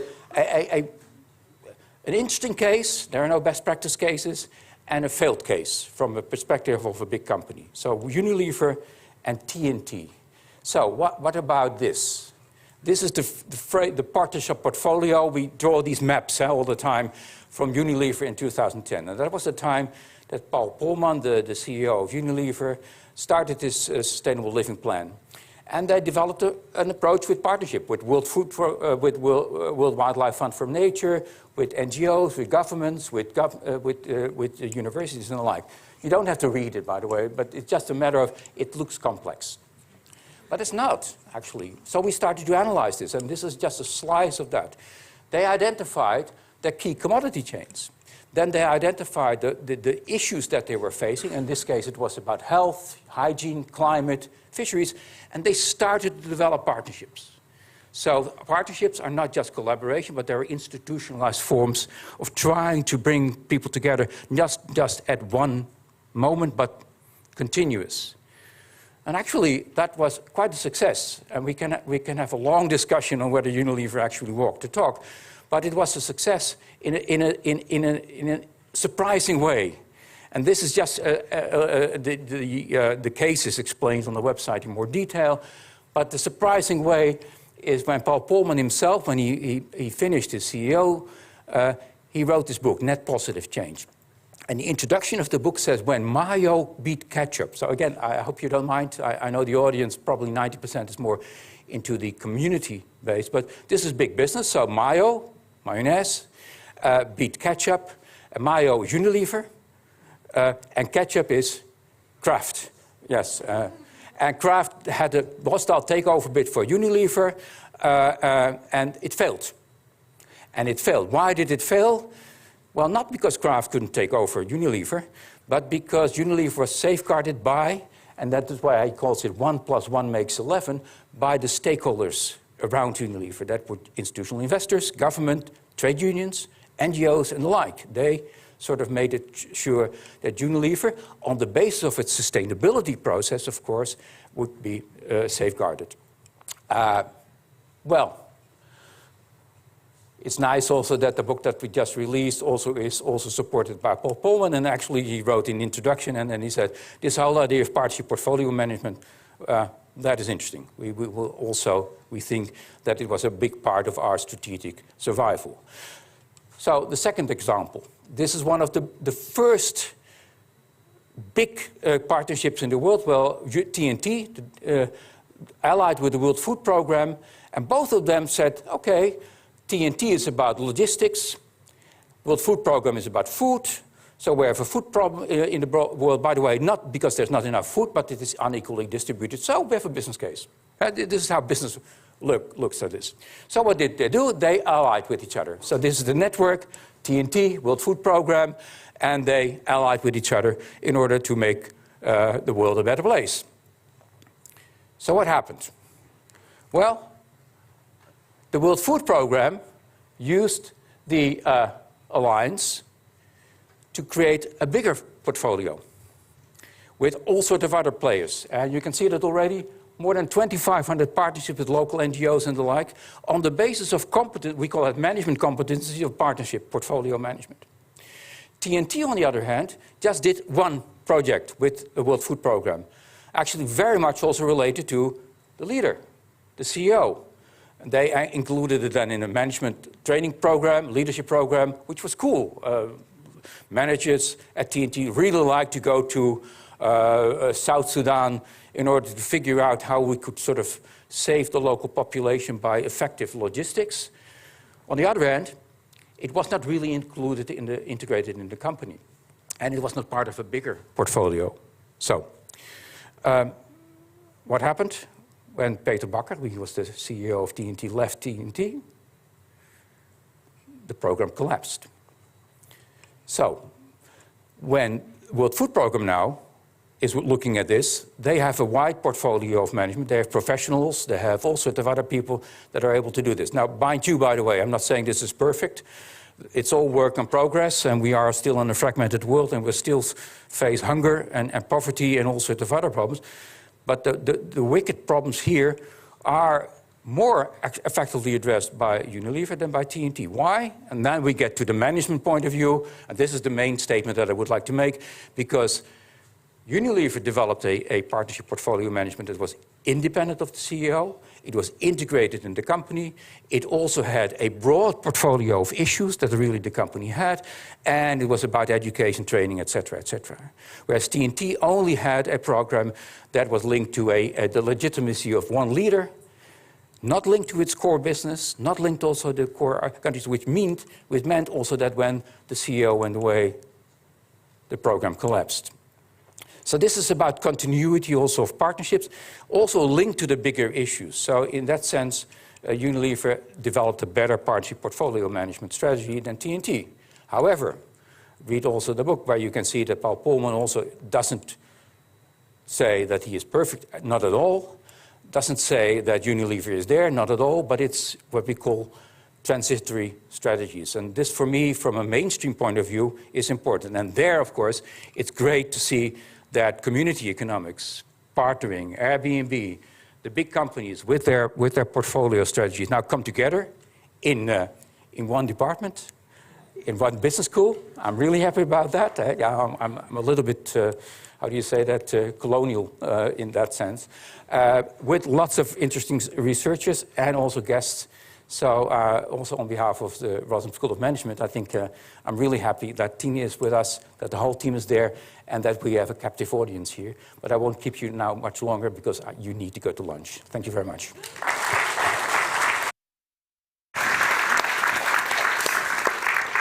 Thank you. Indeed, a very big thank you to all of our speakers we've heard of so far. I'm sure you all have a lot to think about and that you want to talk about, and you might also be hungry. So yeah, we're going to start with the lunch break now. We will meet here again at 1:45, so in about 40 minutes, and then we're going to continue with the second half of the program. So there will be more to fill your hunger for knowledge. Absolutely.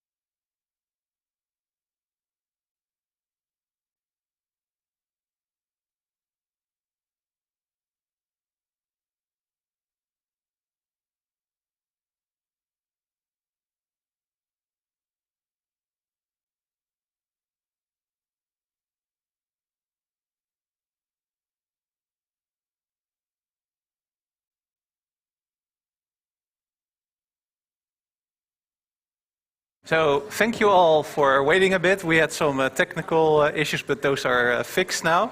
Welcome back for the lunch. I hope you're ready for more. Yeah, and without further ado, maybe a big welcome to our next speaker, Professor Dr. Marlijne Filippi.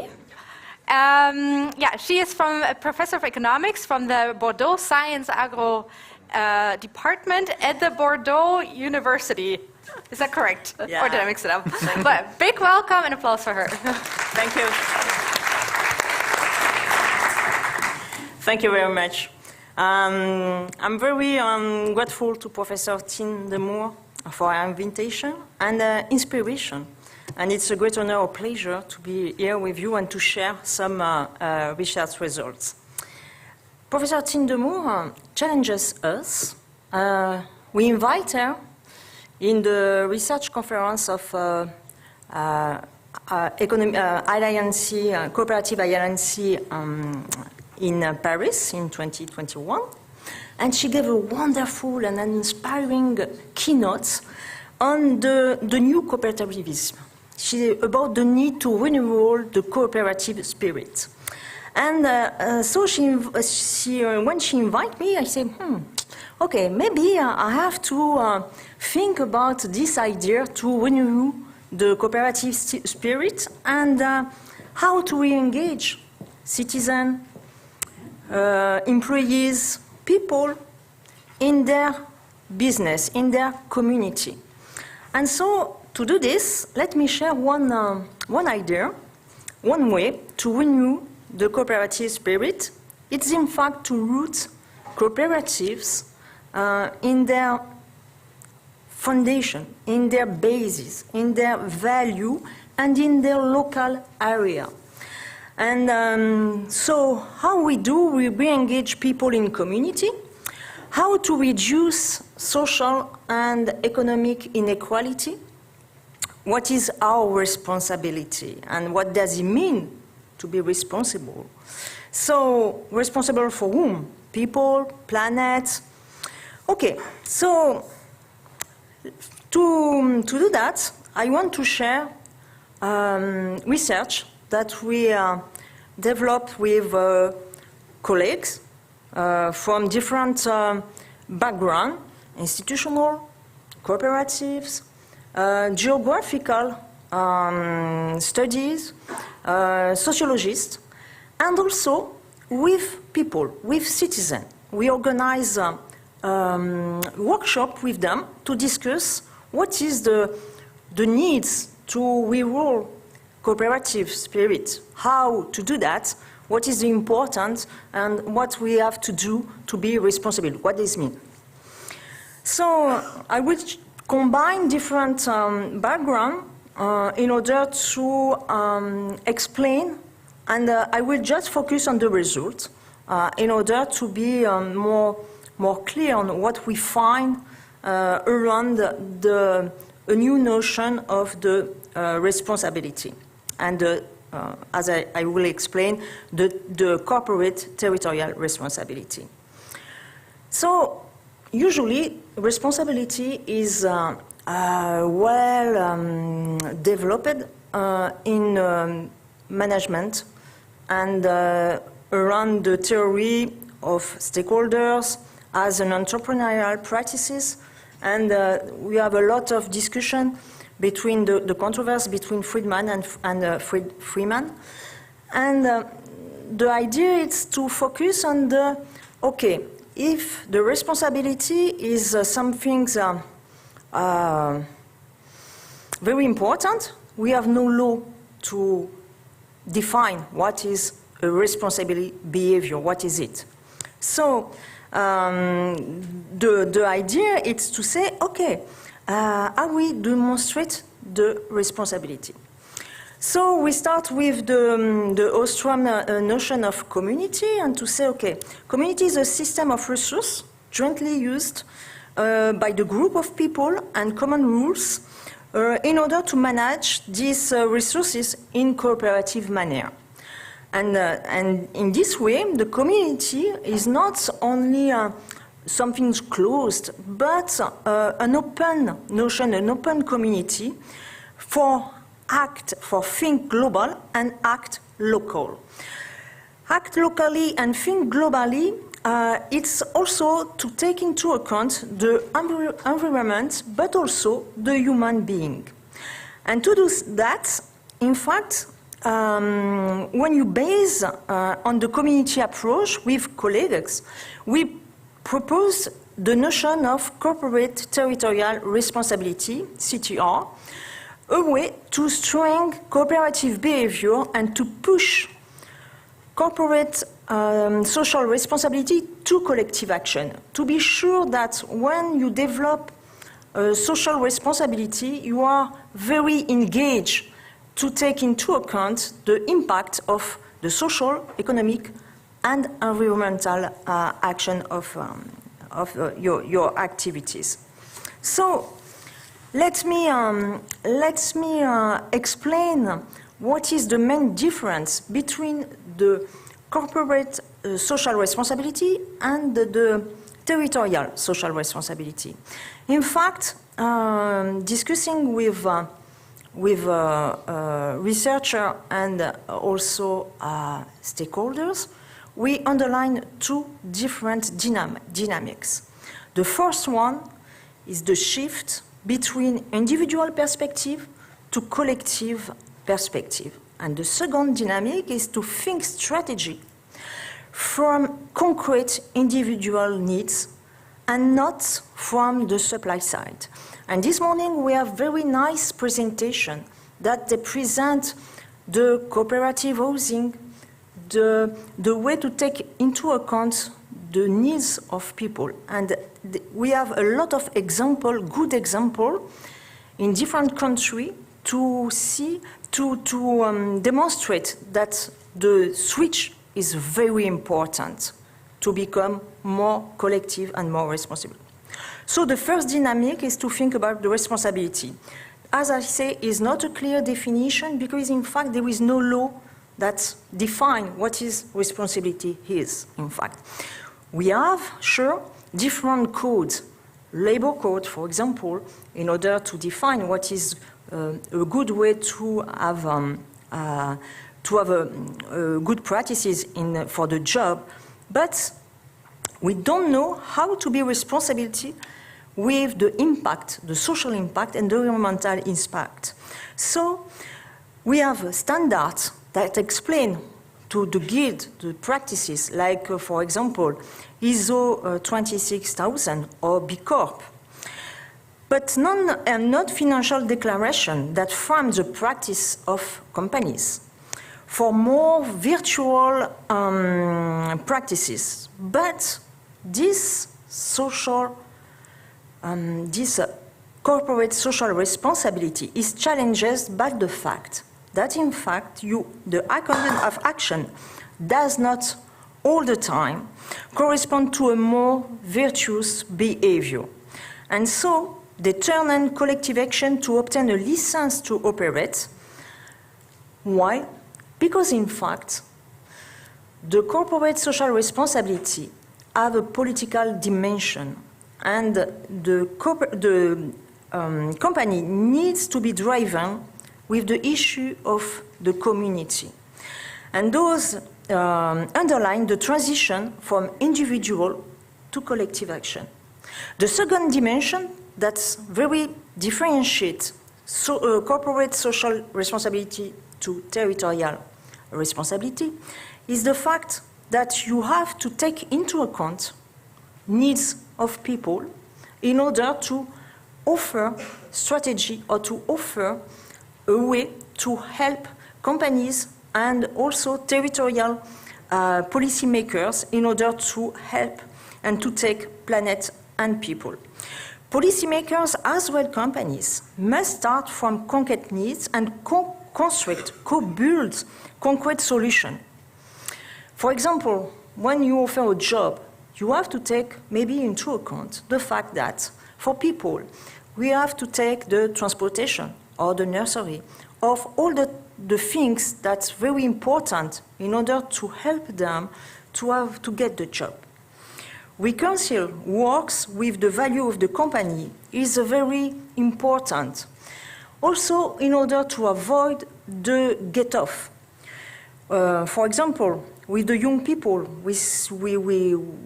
we are very challenged because they are sometimes they are very engaged to support action and commitment in desire to defend climate. See, for example, Greta Thunberg. So, as a parents, we have the responsibility to encourage all children to not give up, but to help them to align their value and their way to develop their activity. So we have to reconcile value and action. And this explains why the corporate social responsibility is not enough to guarantee our responsibility for planet and for environment and for people.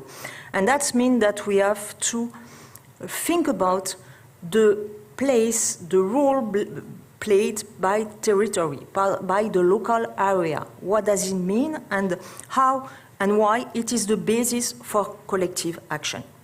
So let me give 2 examples in order to underline how it changed and why territory changed the fact. I will give you the example of territorial cluster of economic cooperation.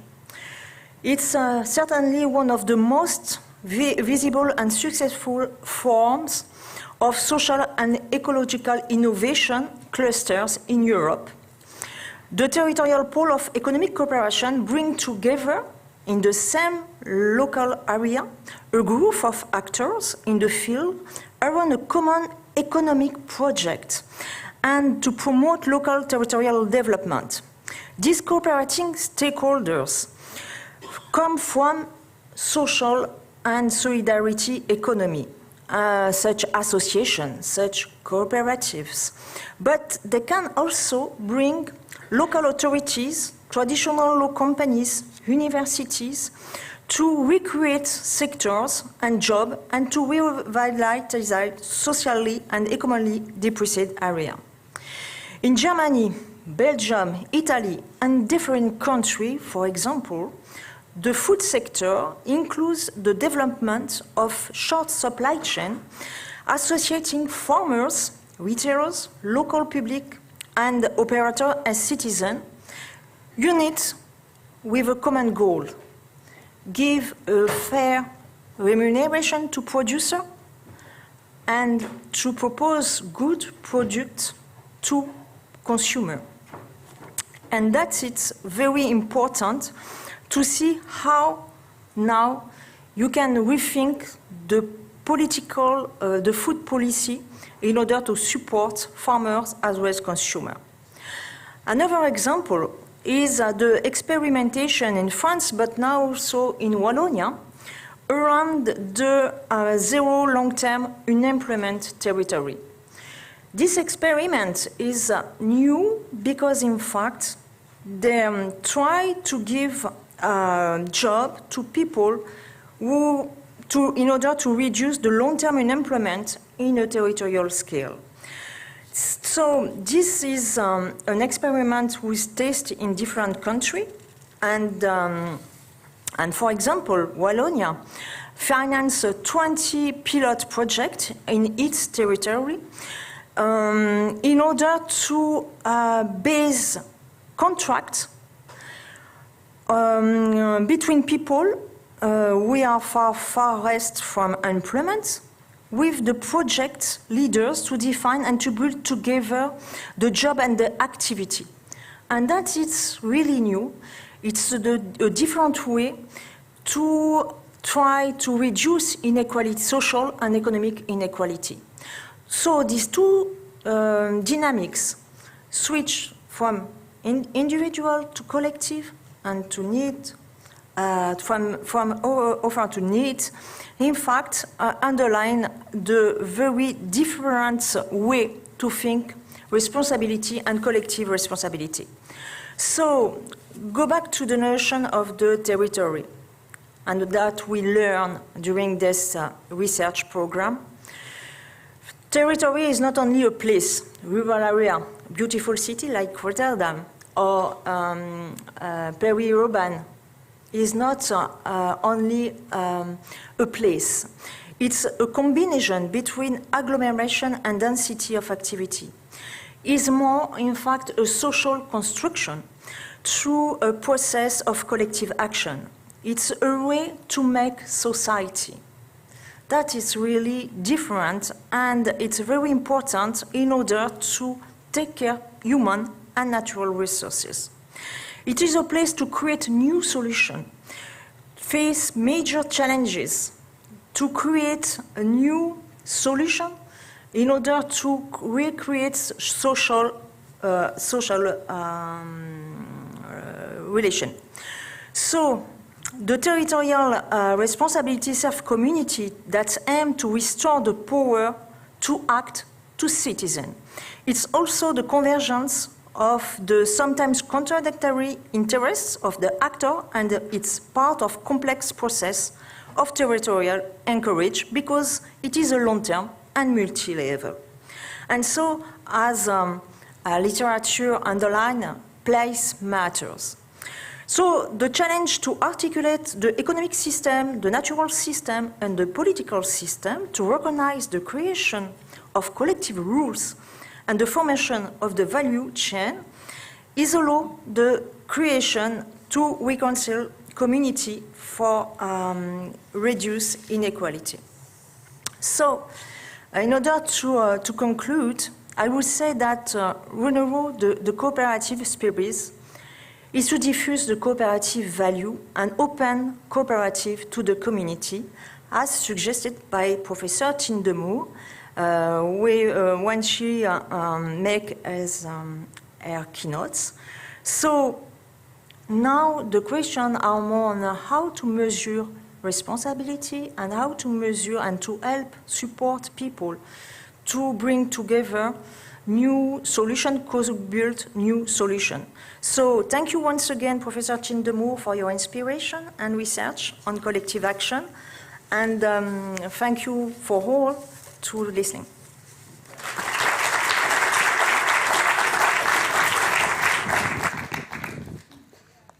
So next up we have Dr. Karin Geuye from the Utrecht School of Governance. You can come forward. And she will present on social and community enterprises and what their role is in the work around refugees and asylum seekers. Yeah.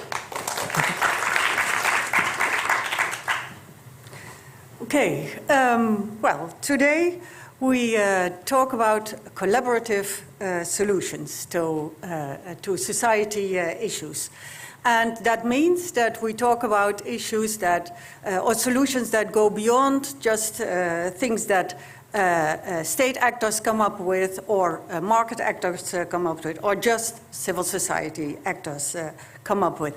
And what I try to do today is to give you one example, and that is on the issue of the reception of asylum seekers. And we all know this is a wicked issue. This is something which is politically a really sensitive issue, and also we do not exactly know what the problem is or what the solution to the problem could be. So it is also a complex issue, politically sensitive and technically complex. On the one hand, there are people who say, well, we should protect refugees, their human rights got violated, and we are part of the people who are responsible for that, for being part of the global society. On the other hand, there are people who say, true, but we also need to protect our national society. It's quite expensive to do the reception of asylum seekers. They are very different from us, cultural identity argument. And third, maybe it's dangerous. Maybe there are criminals or even terrorists amongst them. So on the one hand, there are people who say, let's protect refugees. On the other hand, people who say, let's protect our national community. And it's sort of a trade-off. It's really, really difficult. So that ended up in what we call a broken asylum system. Within the Netherlands, everybody knows, I guess, also in a lot of other countries, asylum seekers, so people who search for protection because of violation of their rights in their home countries. These people get housed in large-scale reception centers. They stay there for a long time because their legal procedures take a long time. They have to wait. They are not allowed to work in a regular way. They are not allowed to have some education in a regular way. And they share rooms. So there is little privacy. And the places where these reception centers are housed are mostly not very happy with getting such a reception center. So, three main problems, one could say. On the one hand, for the asylum seekers themselves, there's little well-being in staying in a reception center. When they get out of the center, after this long phase of waiting, they enter the labor market really difficult. They have difficulties entering the labor market. Only about 40% of them has a job after 5 years, a job of more than 12 hours a week. So that is a difficulty, not only for them, also for the host society. And there are conflicts with the neighborhood. So, traditional actors had difficulties with solving this wicked issue. As I said, on the one hand, people saying, we need to protect refugees. On the other hand, people saying, we need to protect our national community. So, a sort of ideological conflict. Market partners were not interested in this. There is no real business case in doing this. And civil society actors sort of, the traditional organizations sort of tried to advocate for refugees, but they didn't have a real solution to this. So, there were actors on a local level within the Netherlands, and that is the example I'm going to give you, who said, let's try it in a different way. There must be a better way to do this than just the way that now is the mainstream way to do it. So let's try and make an innovative, collaborative solution. And they came up with this plan, this idea. That was, they called it Plan Einstein. It was a social innovation with two important aspects. One was, it was housed in an old office building, and they said, well, let's create win-win solutions. Let's not have a neighborhood experience this as a burden, while refugees also experience this as a burden, having to live there. Let's not have burdens in two ways, but let's create a win-win situation. And they said, okay, there is a crisis situation. This was 2016-17. If we would take the problems, the complaints of the neighborhood seriously, saying we don't have housing ourselves. Why give all the housing to asylum seekers?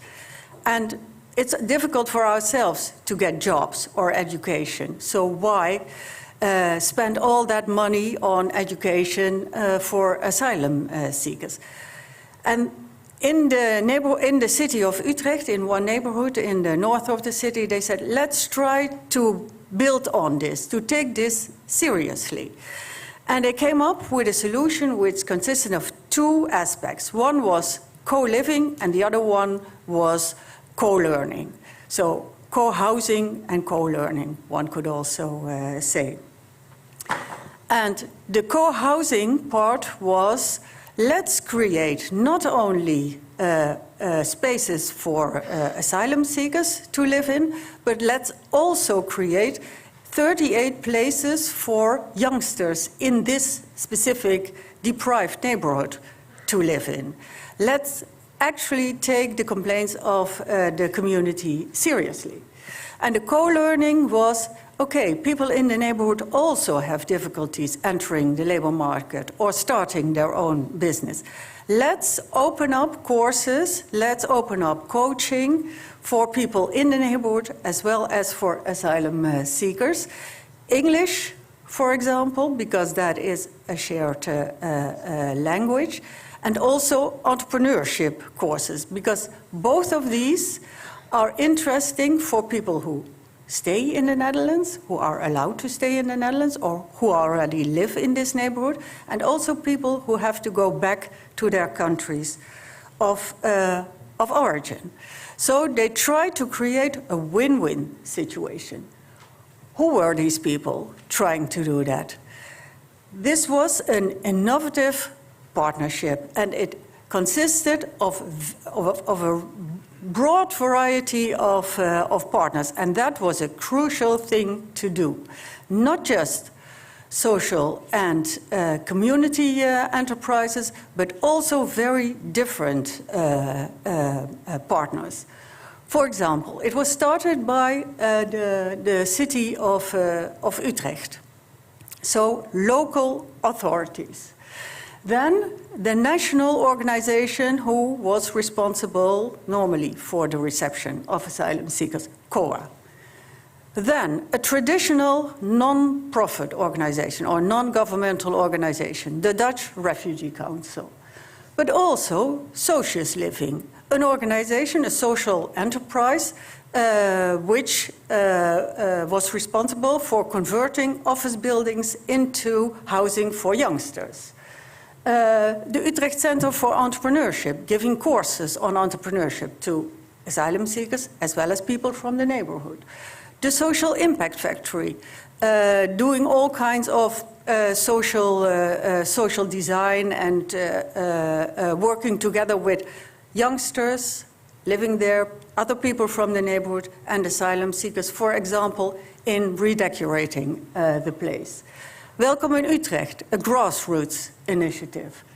And the University of Oxford, who did research on this. I worked at that time at the University of Oxford. And the European Union, which provided funding. So what did it deliver? Asylum seekers actually got better prepared for the labor market. They were in an advanced stadium in relation to regular asylum seekers, because they were able to not only take the courses, but also build a network, a local network. Public opinion in the neighborhood was much less negative. Only 6% of the people in the neighborhood were actually really negative about this. There was more equality between users. If you do English courses, if you take English courses, people in this neighborhood could not speak English very well, neither could a lot of asylum seekers. So it was a sort of a more or less equal situation in which they helped each other. And one of the main results was it was actually accepted. This was an example taken by Dutch Parliament to change their reception policies. What were the lessons learned? 3 lessons learned to end this talk with. The first lesson learned was, of course, start with a good idea. But not only your good idea. It should be a good idea which is actually backed up by knowledge, by science. So they started with what they knew was the best way to do this. So, and we, as researchers, we actually contributed this knowledge to them. It was not only them coming up with sort of anecdotal evidence. Second, make it work. It's not just having a good idea and being able to come up with all kinds of good knowledge. You actually have to make it work. What is important in making it work? Timing is really, really important. It doesn't work at any moment in time. When they started this, there was this refugee crisis, the Syrians mostly coming to Europe and also to the Netherlands. So, as Churchill once seemed to have said, is never waste a good crisis. And that is what they actually did. They used the crisis to make it happen. What he also did is not get stuck in this ideological controversy, which was dominant at the national level. So, let's protect the refugees. No, let's protect the national community. They thought we need to get away from that. We need to make it much more pragmatic. So they shifted it to the local level. They actually created an experimental place at the local level. Co-create with unusual partners.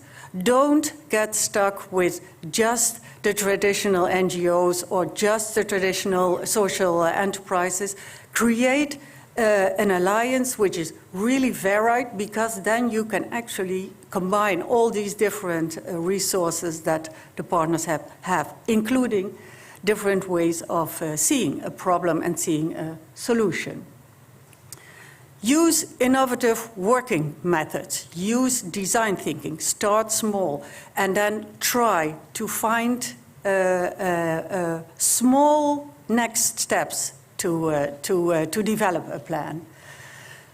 Arrange appropriate financing. That was one of the really important things. They got a lot of money from the European Union, but they got the money because they were able to make it work in this way, because of the alliance, because of the timing, and because of the great idea, of course. And then provide evidence. It's not enough to have just one nice example, to have one anecdote. Well, the people are really happy with this, but actually be able to show the numbers. We made extensive reports, not only at the end, but during the process. So every 6 weeks, we provided feedback to the alliance of partners. And that helped them to adjust their ways of working. For example, in the beginning, they were really afraid of the neighborhood. They thought, well, the neighborhood was really negative, so we need to keep it low profile.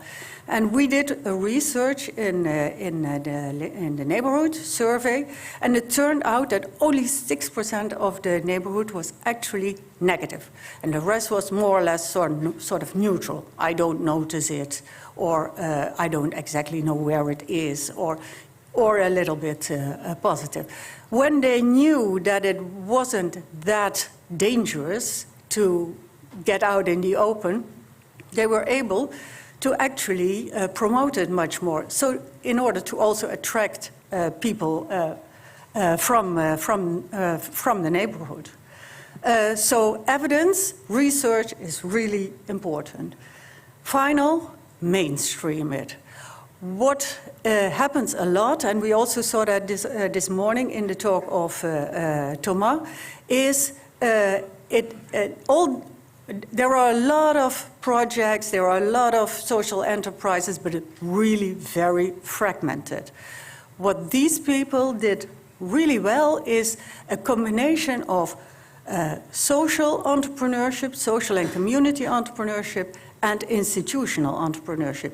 Collaborating with local authorities, so local civil servants, and also some civil servants in the ministry at the national level. That made it possible to get this idea, which turned out to work really well, to get it in the heads of policy makers, to get it also in the hearts of policy makers. And in the end, it resulted in accepting this, not only within the ministry and the civil service, but actually in the Dutch parliament. So that combination is crucial. Social and community entrepreneurs and institutional entrepreneurs. Very different people, social and community entrepreneurs, doing stuff and making it work.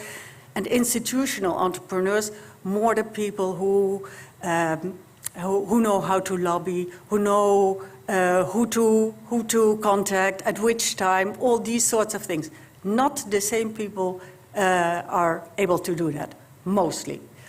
So that was one example of only one example of a whole big program that we are doing now. It's called Welcoming Spaces, and it is on how migrants can contribute to revitalizing shrinking areas, so depopulating and economically declining areas in 5 European countries: the Netherlands, Germany, Poland, Italy, and Spain. So we use that Plan Einstein as a sort of example to also check against stuff in all these other countries. Thank you very much for your attention.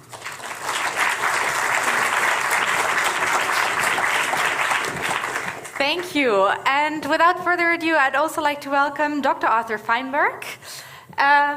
Do we have his slides coming up? See, there we go, perfect. Yeah, he's a postdoctoral researcher and newly joined member of the Business Society Management Department at Rotterdam School of Management, and will be talking to us about urban commons and community resilience. Yeah, thank you very much. I think you were anticipating a little bit. I'm not yet a postdoc, I'm starting in April. For now, I'm still working as a public civil servant in France, in the Alps, working with local citizen initiatives and supporting them. And today, so that's the button, right? So this is the topic that I want to discuss with you today. There's many keywords that you know already, so social interaction, resilience, commons, so maybe I should actually work out of here. But I take this really great honor from the Tino de Moor's invitation to just give you a broad oversight of this topic. I think community resilience really matters for many of you people, and especially how we can build it from social interactions. So to do that, I will especially focus on the urban commons, because that was the topic of my PhD thesis. Community resilience is basically the ability of a group of people to face disasters, to face uncertainties and crises. How do we do that? By successfully self-organizing around a shared objective. That requires involvement of a community, mutual assistance, people are helping one another, in order to build trust and social cohesion. And for this, I would like to also follow up on Karin's words about trust. It's a wonderful example of how trust is actually building throughout the community that in the first place would not be able to meet. So you do not actually need to have trust before starting to collaborate. It just slowly builds up with time and interactions. Now the urban commons,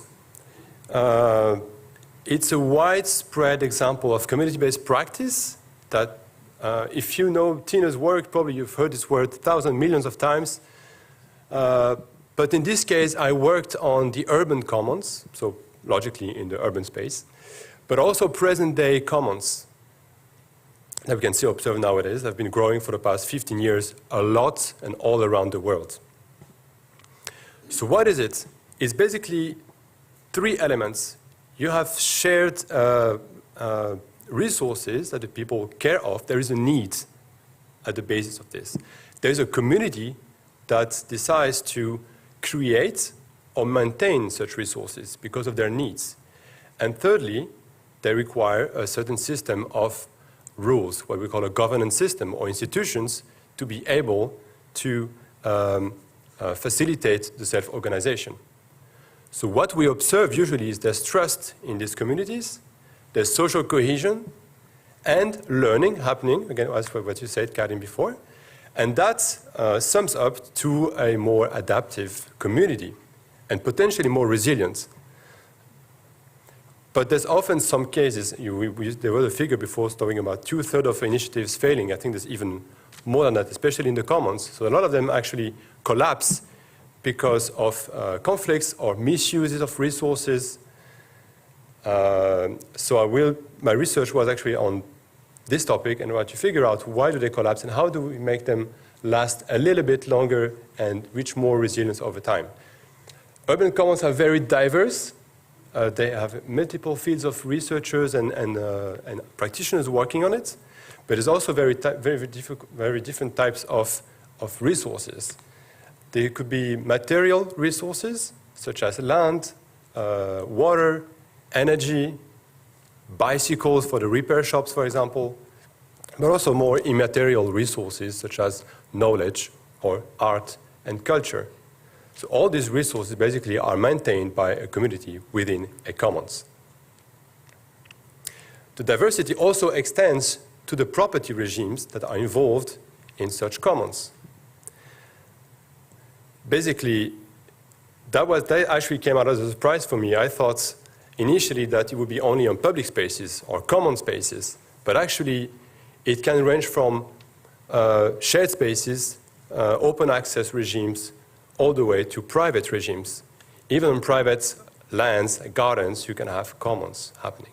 It all depends on what rights and what roles you give to the community members, basically. So what matters is not the type of property you are on, it's more about what rights you give to the community and who can do what in the community. Why the urban commons matter and could interest you or have interested you because you're already working as practitioners on this field, there's many benefits, but it really depends on the country and the context where you are. It could be for livelihood, basic life needs. It could be for value co-creation, providing new services of general interest, developing a stronger collective identity, or better knowing each other as well. Just throughout gardening, you meet new people that you would have perhaps never met, and that also fuels the inclusion discourse. Now, my question was to figure out why and how can we make them last longer. So I did some experiments in some urban gardening communities in Netherlands and Germany, basically simulating the participation in such communities and their behavior. So I measured the success with duration, trust, and cohesion. And the question was, what are the rules within this community that make it work longer and better? So to do that, I will not go into the details. I think some of you know this diagram from Ostrom literature, which is the institutional and analysis design framework. But basically the model, the simulation model that I used, social simulation, was in 3 parts. You have the left parts here, where you define your resource system, the people, what motivations they have, what beliefs, and the rules that they will agree on or are pre-existing. Then you look at, okay, how do they interact based on this, and then what are the outcomes? And from these outcomes and how they are evaluated will also affect and influence back the nature of your community and your resource. It could decrease, increase, the people can start to leave because they're not satisfied anymore, or new people can come in, they might change their perception of things, etc. The results were, there is actually no perfect recipe, no perfect ideal one rule. Sorry about that. It's more about an intimate combination of rules that will make it work better. But this you need to find it for yourselves. It's really context dependent. There's no one set of perfect rules. And a second, this also applies to the case of sanctioning. Sanctioning is known from Ostrom to trigger more, to help collective action because it makes people respect the rules. But in many cases, such sanctioning measures did not work out. It turned out to actually decrease the quality of the collective action. And here in the diagram, you see many cases where in this diagonal here, this one, high sanctioning also led to non-successful scenarios. So this is one of the results I got. The second one, still going back to the resilience part. How do we get there?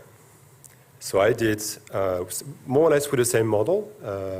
I tried 3 hypotheses that would make me believe that commons can reach more resilience or help getting there. One is from the interactions, can you get more trust? Can you get more social cohesion? And does it work better with smaller groups? I did work on a food cooperative in Amsterdam that you might know. It's called Cascantina for this experiment. So this is one of the diagrams that you can get. You just look at in yellow and blue the values for trust and cohesion, and in red to the right the participation rate of the people. This is just a basic one-shot result of one model, one simulation run. So it's not the main result, but you accumulate this data and you figure out, according to, in gray are the rule violations. There's also conflicts that were put in to simulate real life scenario, basically. And the conclusion of this was that we could actually measure significant trust and social cohesion emerging from the social cohesion, from the social interactions. And the second one was that lower group sizes did indeed produce more trust. But that came at the price of a shorter duration of collective action. Again, in my model, it's not reality. I should make more observations on this.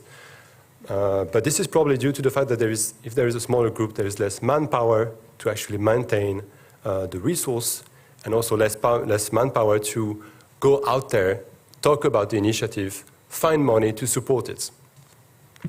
Below is just a diagram with a few concepts that I've mentioned today. We're not going to the definitions, but it's just to say that resilience relies on a certain level of social capital building, which depends on the things that I've talked earlier, which are involvement, mutual assistance, trust, and cohesion, which also depend on smaller group sizes.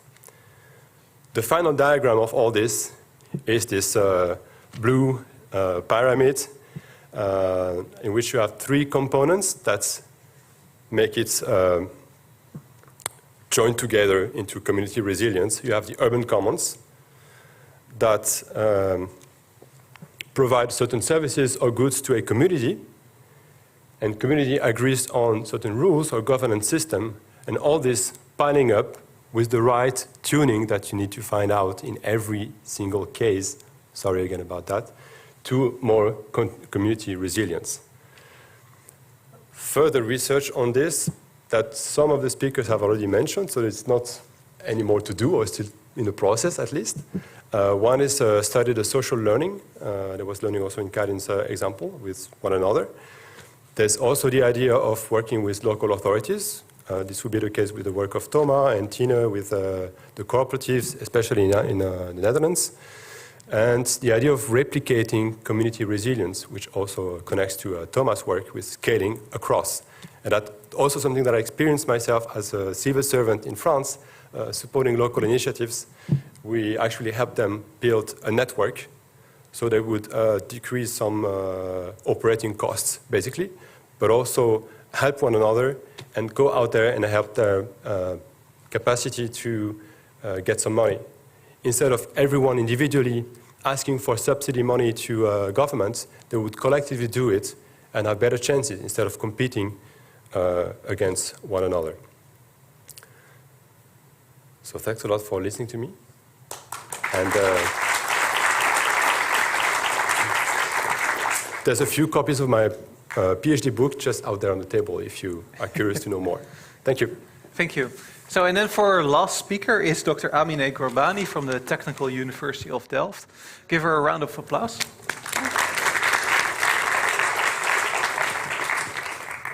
So, good afternoon. I know that you're very tired and waiting for me to finish, so I'll promise to be as short as I can. And is my slide? Yeah. Okay. So by the end of this short presentation, what I want you to hopefully take away is the link between piggy banks, golf courses, and renewable energy. So I hope you at least get this message across with you. So the social life of businesses, piggy banks, golf courses, and CO2 emissions. Luckily, I'm building on Arthur's presentation because he was a former PhD student of mine. So I don't need to explain that, but this is our proposition. Urban commons and, well, commons in general create social capital, And social capital makes society resilient towards future uncertainties and hazards. And a very brilliant example of this is research done in the UK. And those communities that actually had existing community collective action were actually more resilient towards the crisis, the COVID crisis and the lockdowns. So if there was an existing community spirit, they were more resilient, they could take care of the elderly, did the grocery for them, for example, and that community was just more resilient. So this is a past example, but we are facing climate change hazards by the day. I mean, they're increasing like crazy.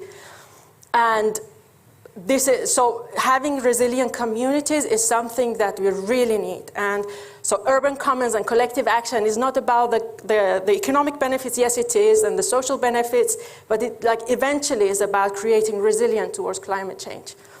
And you can see that after a flood, if the community has this social spirit, they can help each other out and also prepare for the flood because they're just more connected and have this social connection. How is my slide cut? But it's okay. So how is social capital created? Arthur already explained this in detail, but basically, urban commons, if you are part of an urban commons or a collective action, a shared restaurant, shared community, then you feel more included in the society. And when you feel included, you do voluntary work, there's more reciprocity, and you just try to be nice because you feel that you belong to this family or the community. And sorry that there's so between this one and that one, there should be a trust. And this voluntary work and reciprocity increases trust, which basically creates community spirit, which is the social resilience we're looking for. But that is already being said. What I am personally researching on, because I've been looking at people, their behavior, how they can be more successful in collective action over the years, past, less than 15 years. But what I am exploring now is that social capital is not only present among people, businesses can also benefit from this social capital. And what do I mean? So sorry for I don't know what happened to my slides. They're a mess now, but I didn't make it. Okay, so I want to explain a case to you. It's a case of industrial community energy systems, like the ones that we have in neighborhoods.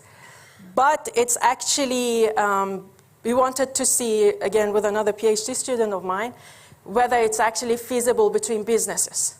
So we had a case study in a huge industrial park called Arak. It's really, really big. There are 7 clusters in this industrial park.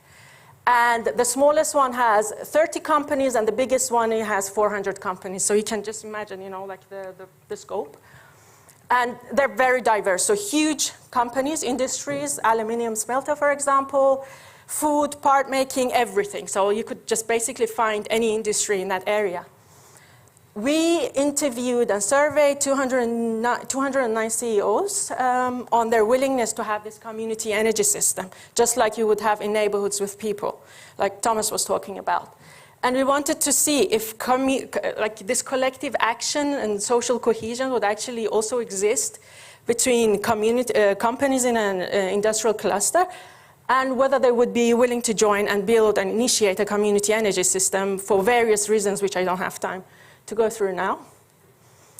And one of the most interesting parts of this result was that the opinion was extremely polarized.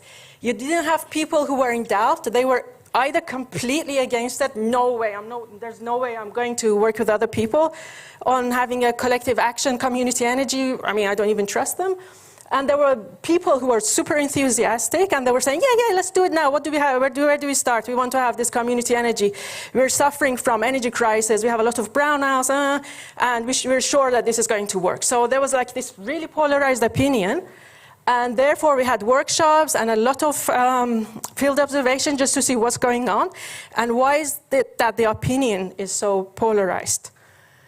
So when we dug deeply into this, we saw that those companies, those industries which had existing social relationship with each other, the CEOs, so either they were part of a golf club or actually, so the most interesting one was that they had their own small banks, so that if one company was in a crisis for whatever reason, they would actually borrow from that shared community bank among themselves.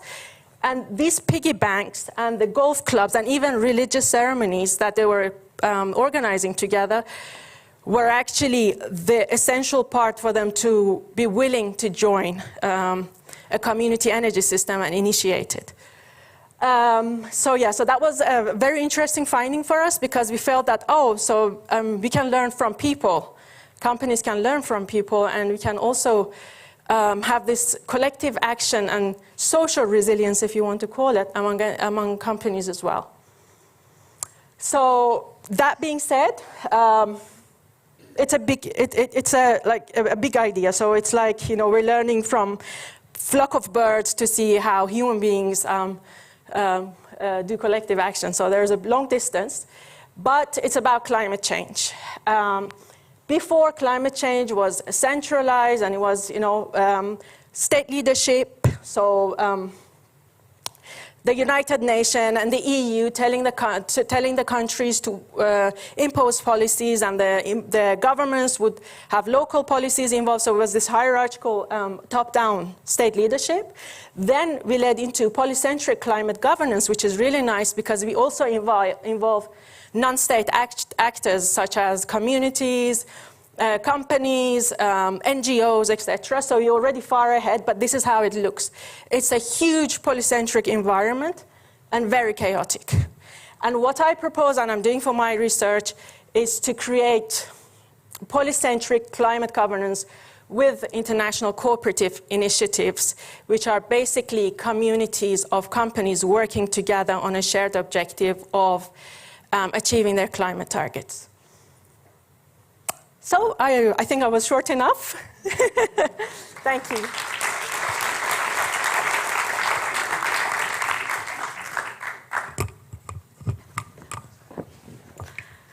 Thank you so much. So we thought we're almost at the end of the symposium before we're going to head out to the coffee break. But we wanted to take this moment also to hear from you again what you thought were your main takeaways from today. So Damian here is going to throw this beautiful cube out in the crowd. It has a little microphone on the top, the black part, so you can just talk into it. So maybe is there someone who would like to volunteer? Someone would like to share one of their key takeaways from today?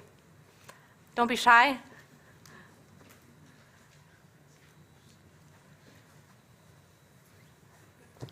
Come on.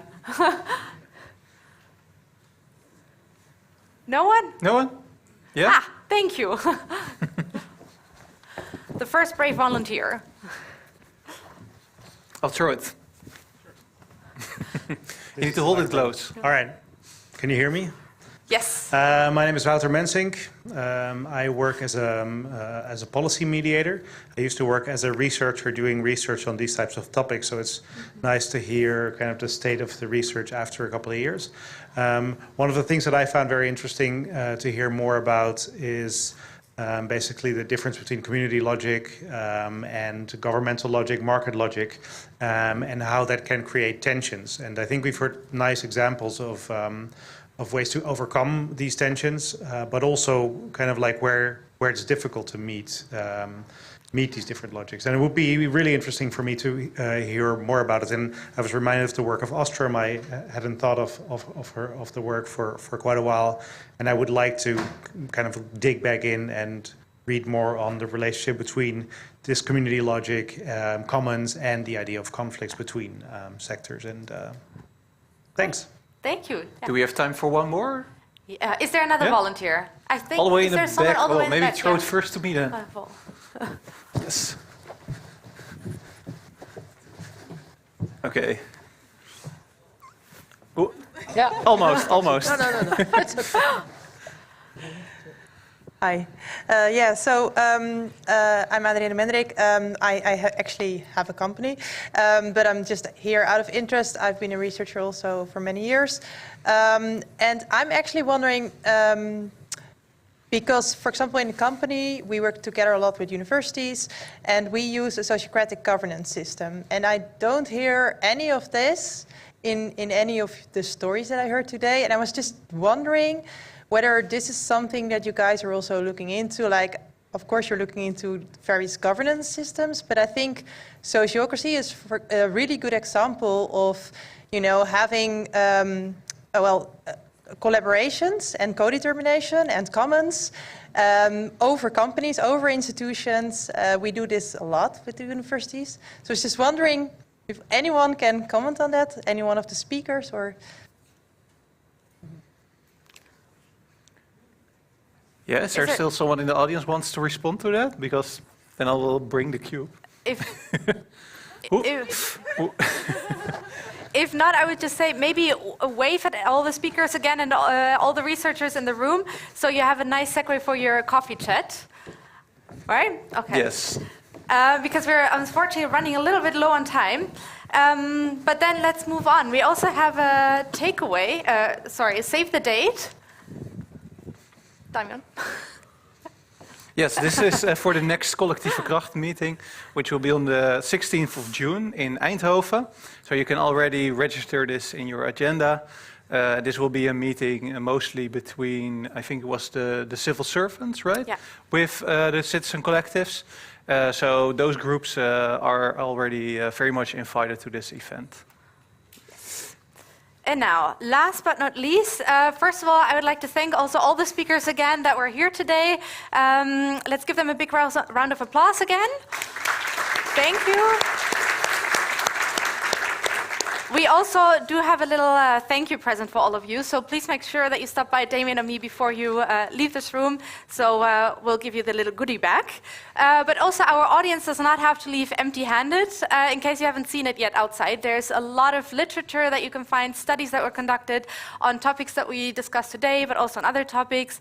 You can find a handout from the infographic that I shared with you earlier on the discrete choice experiment.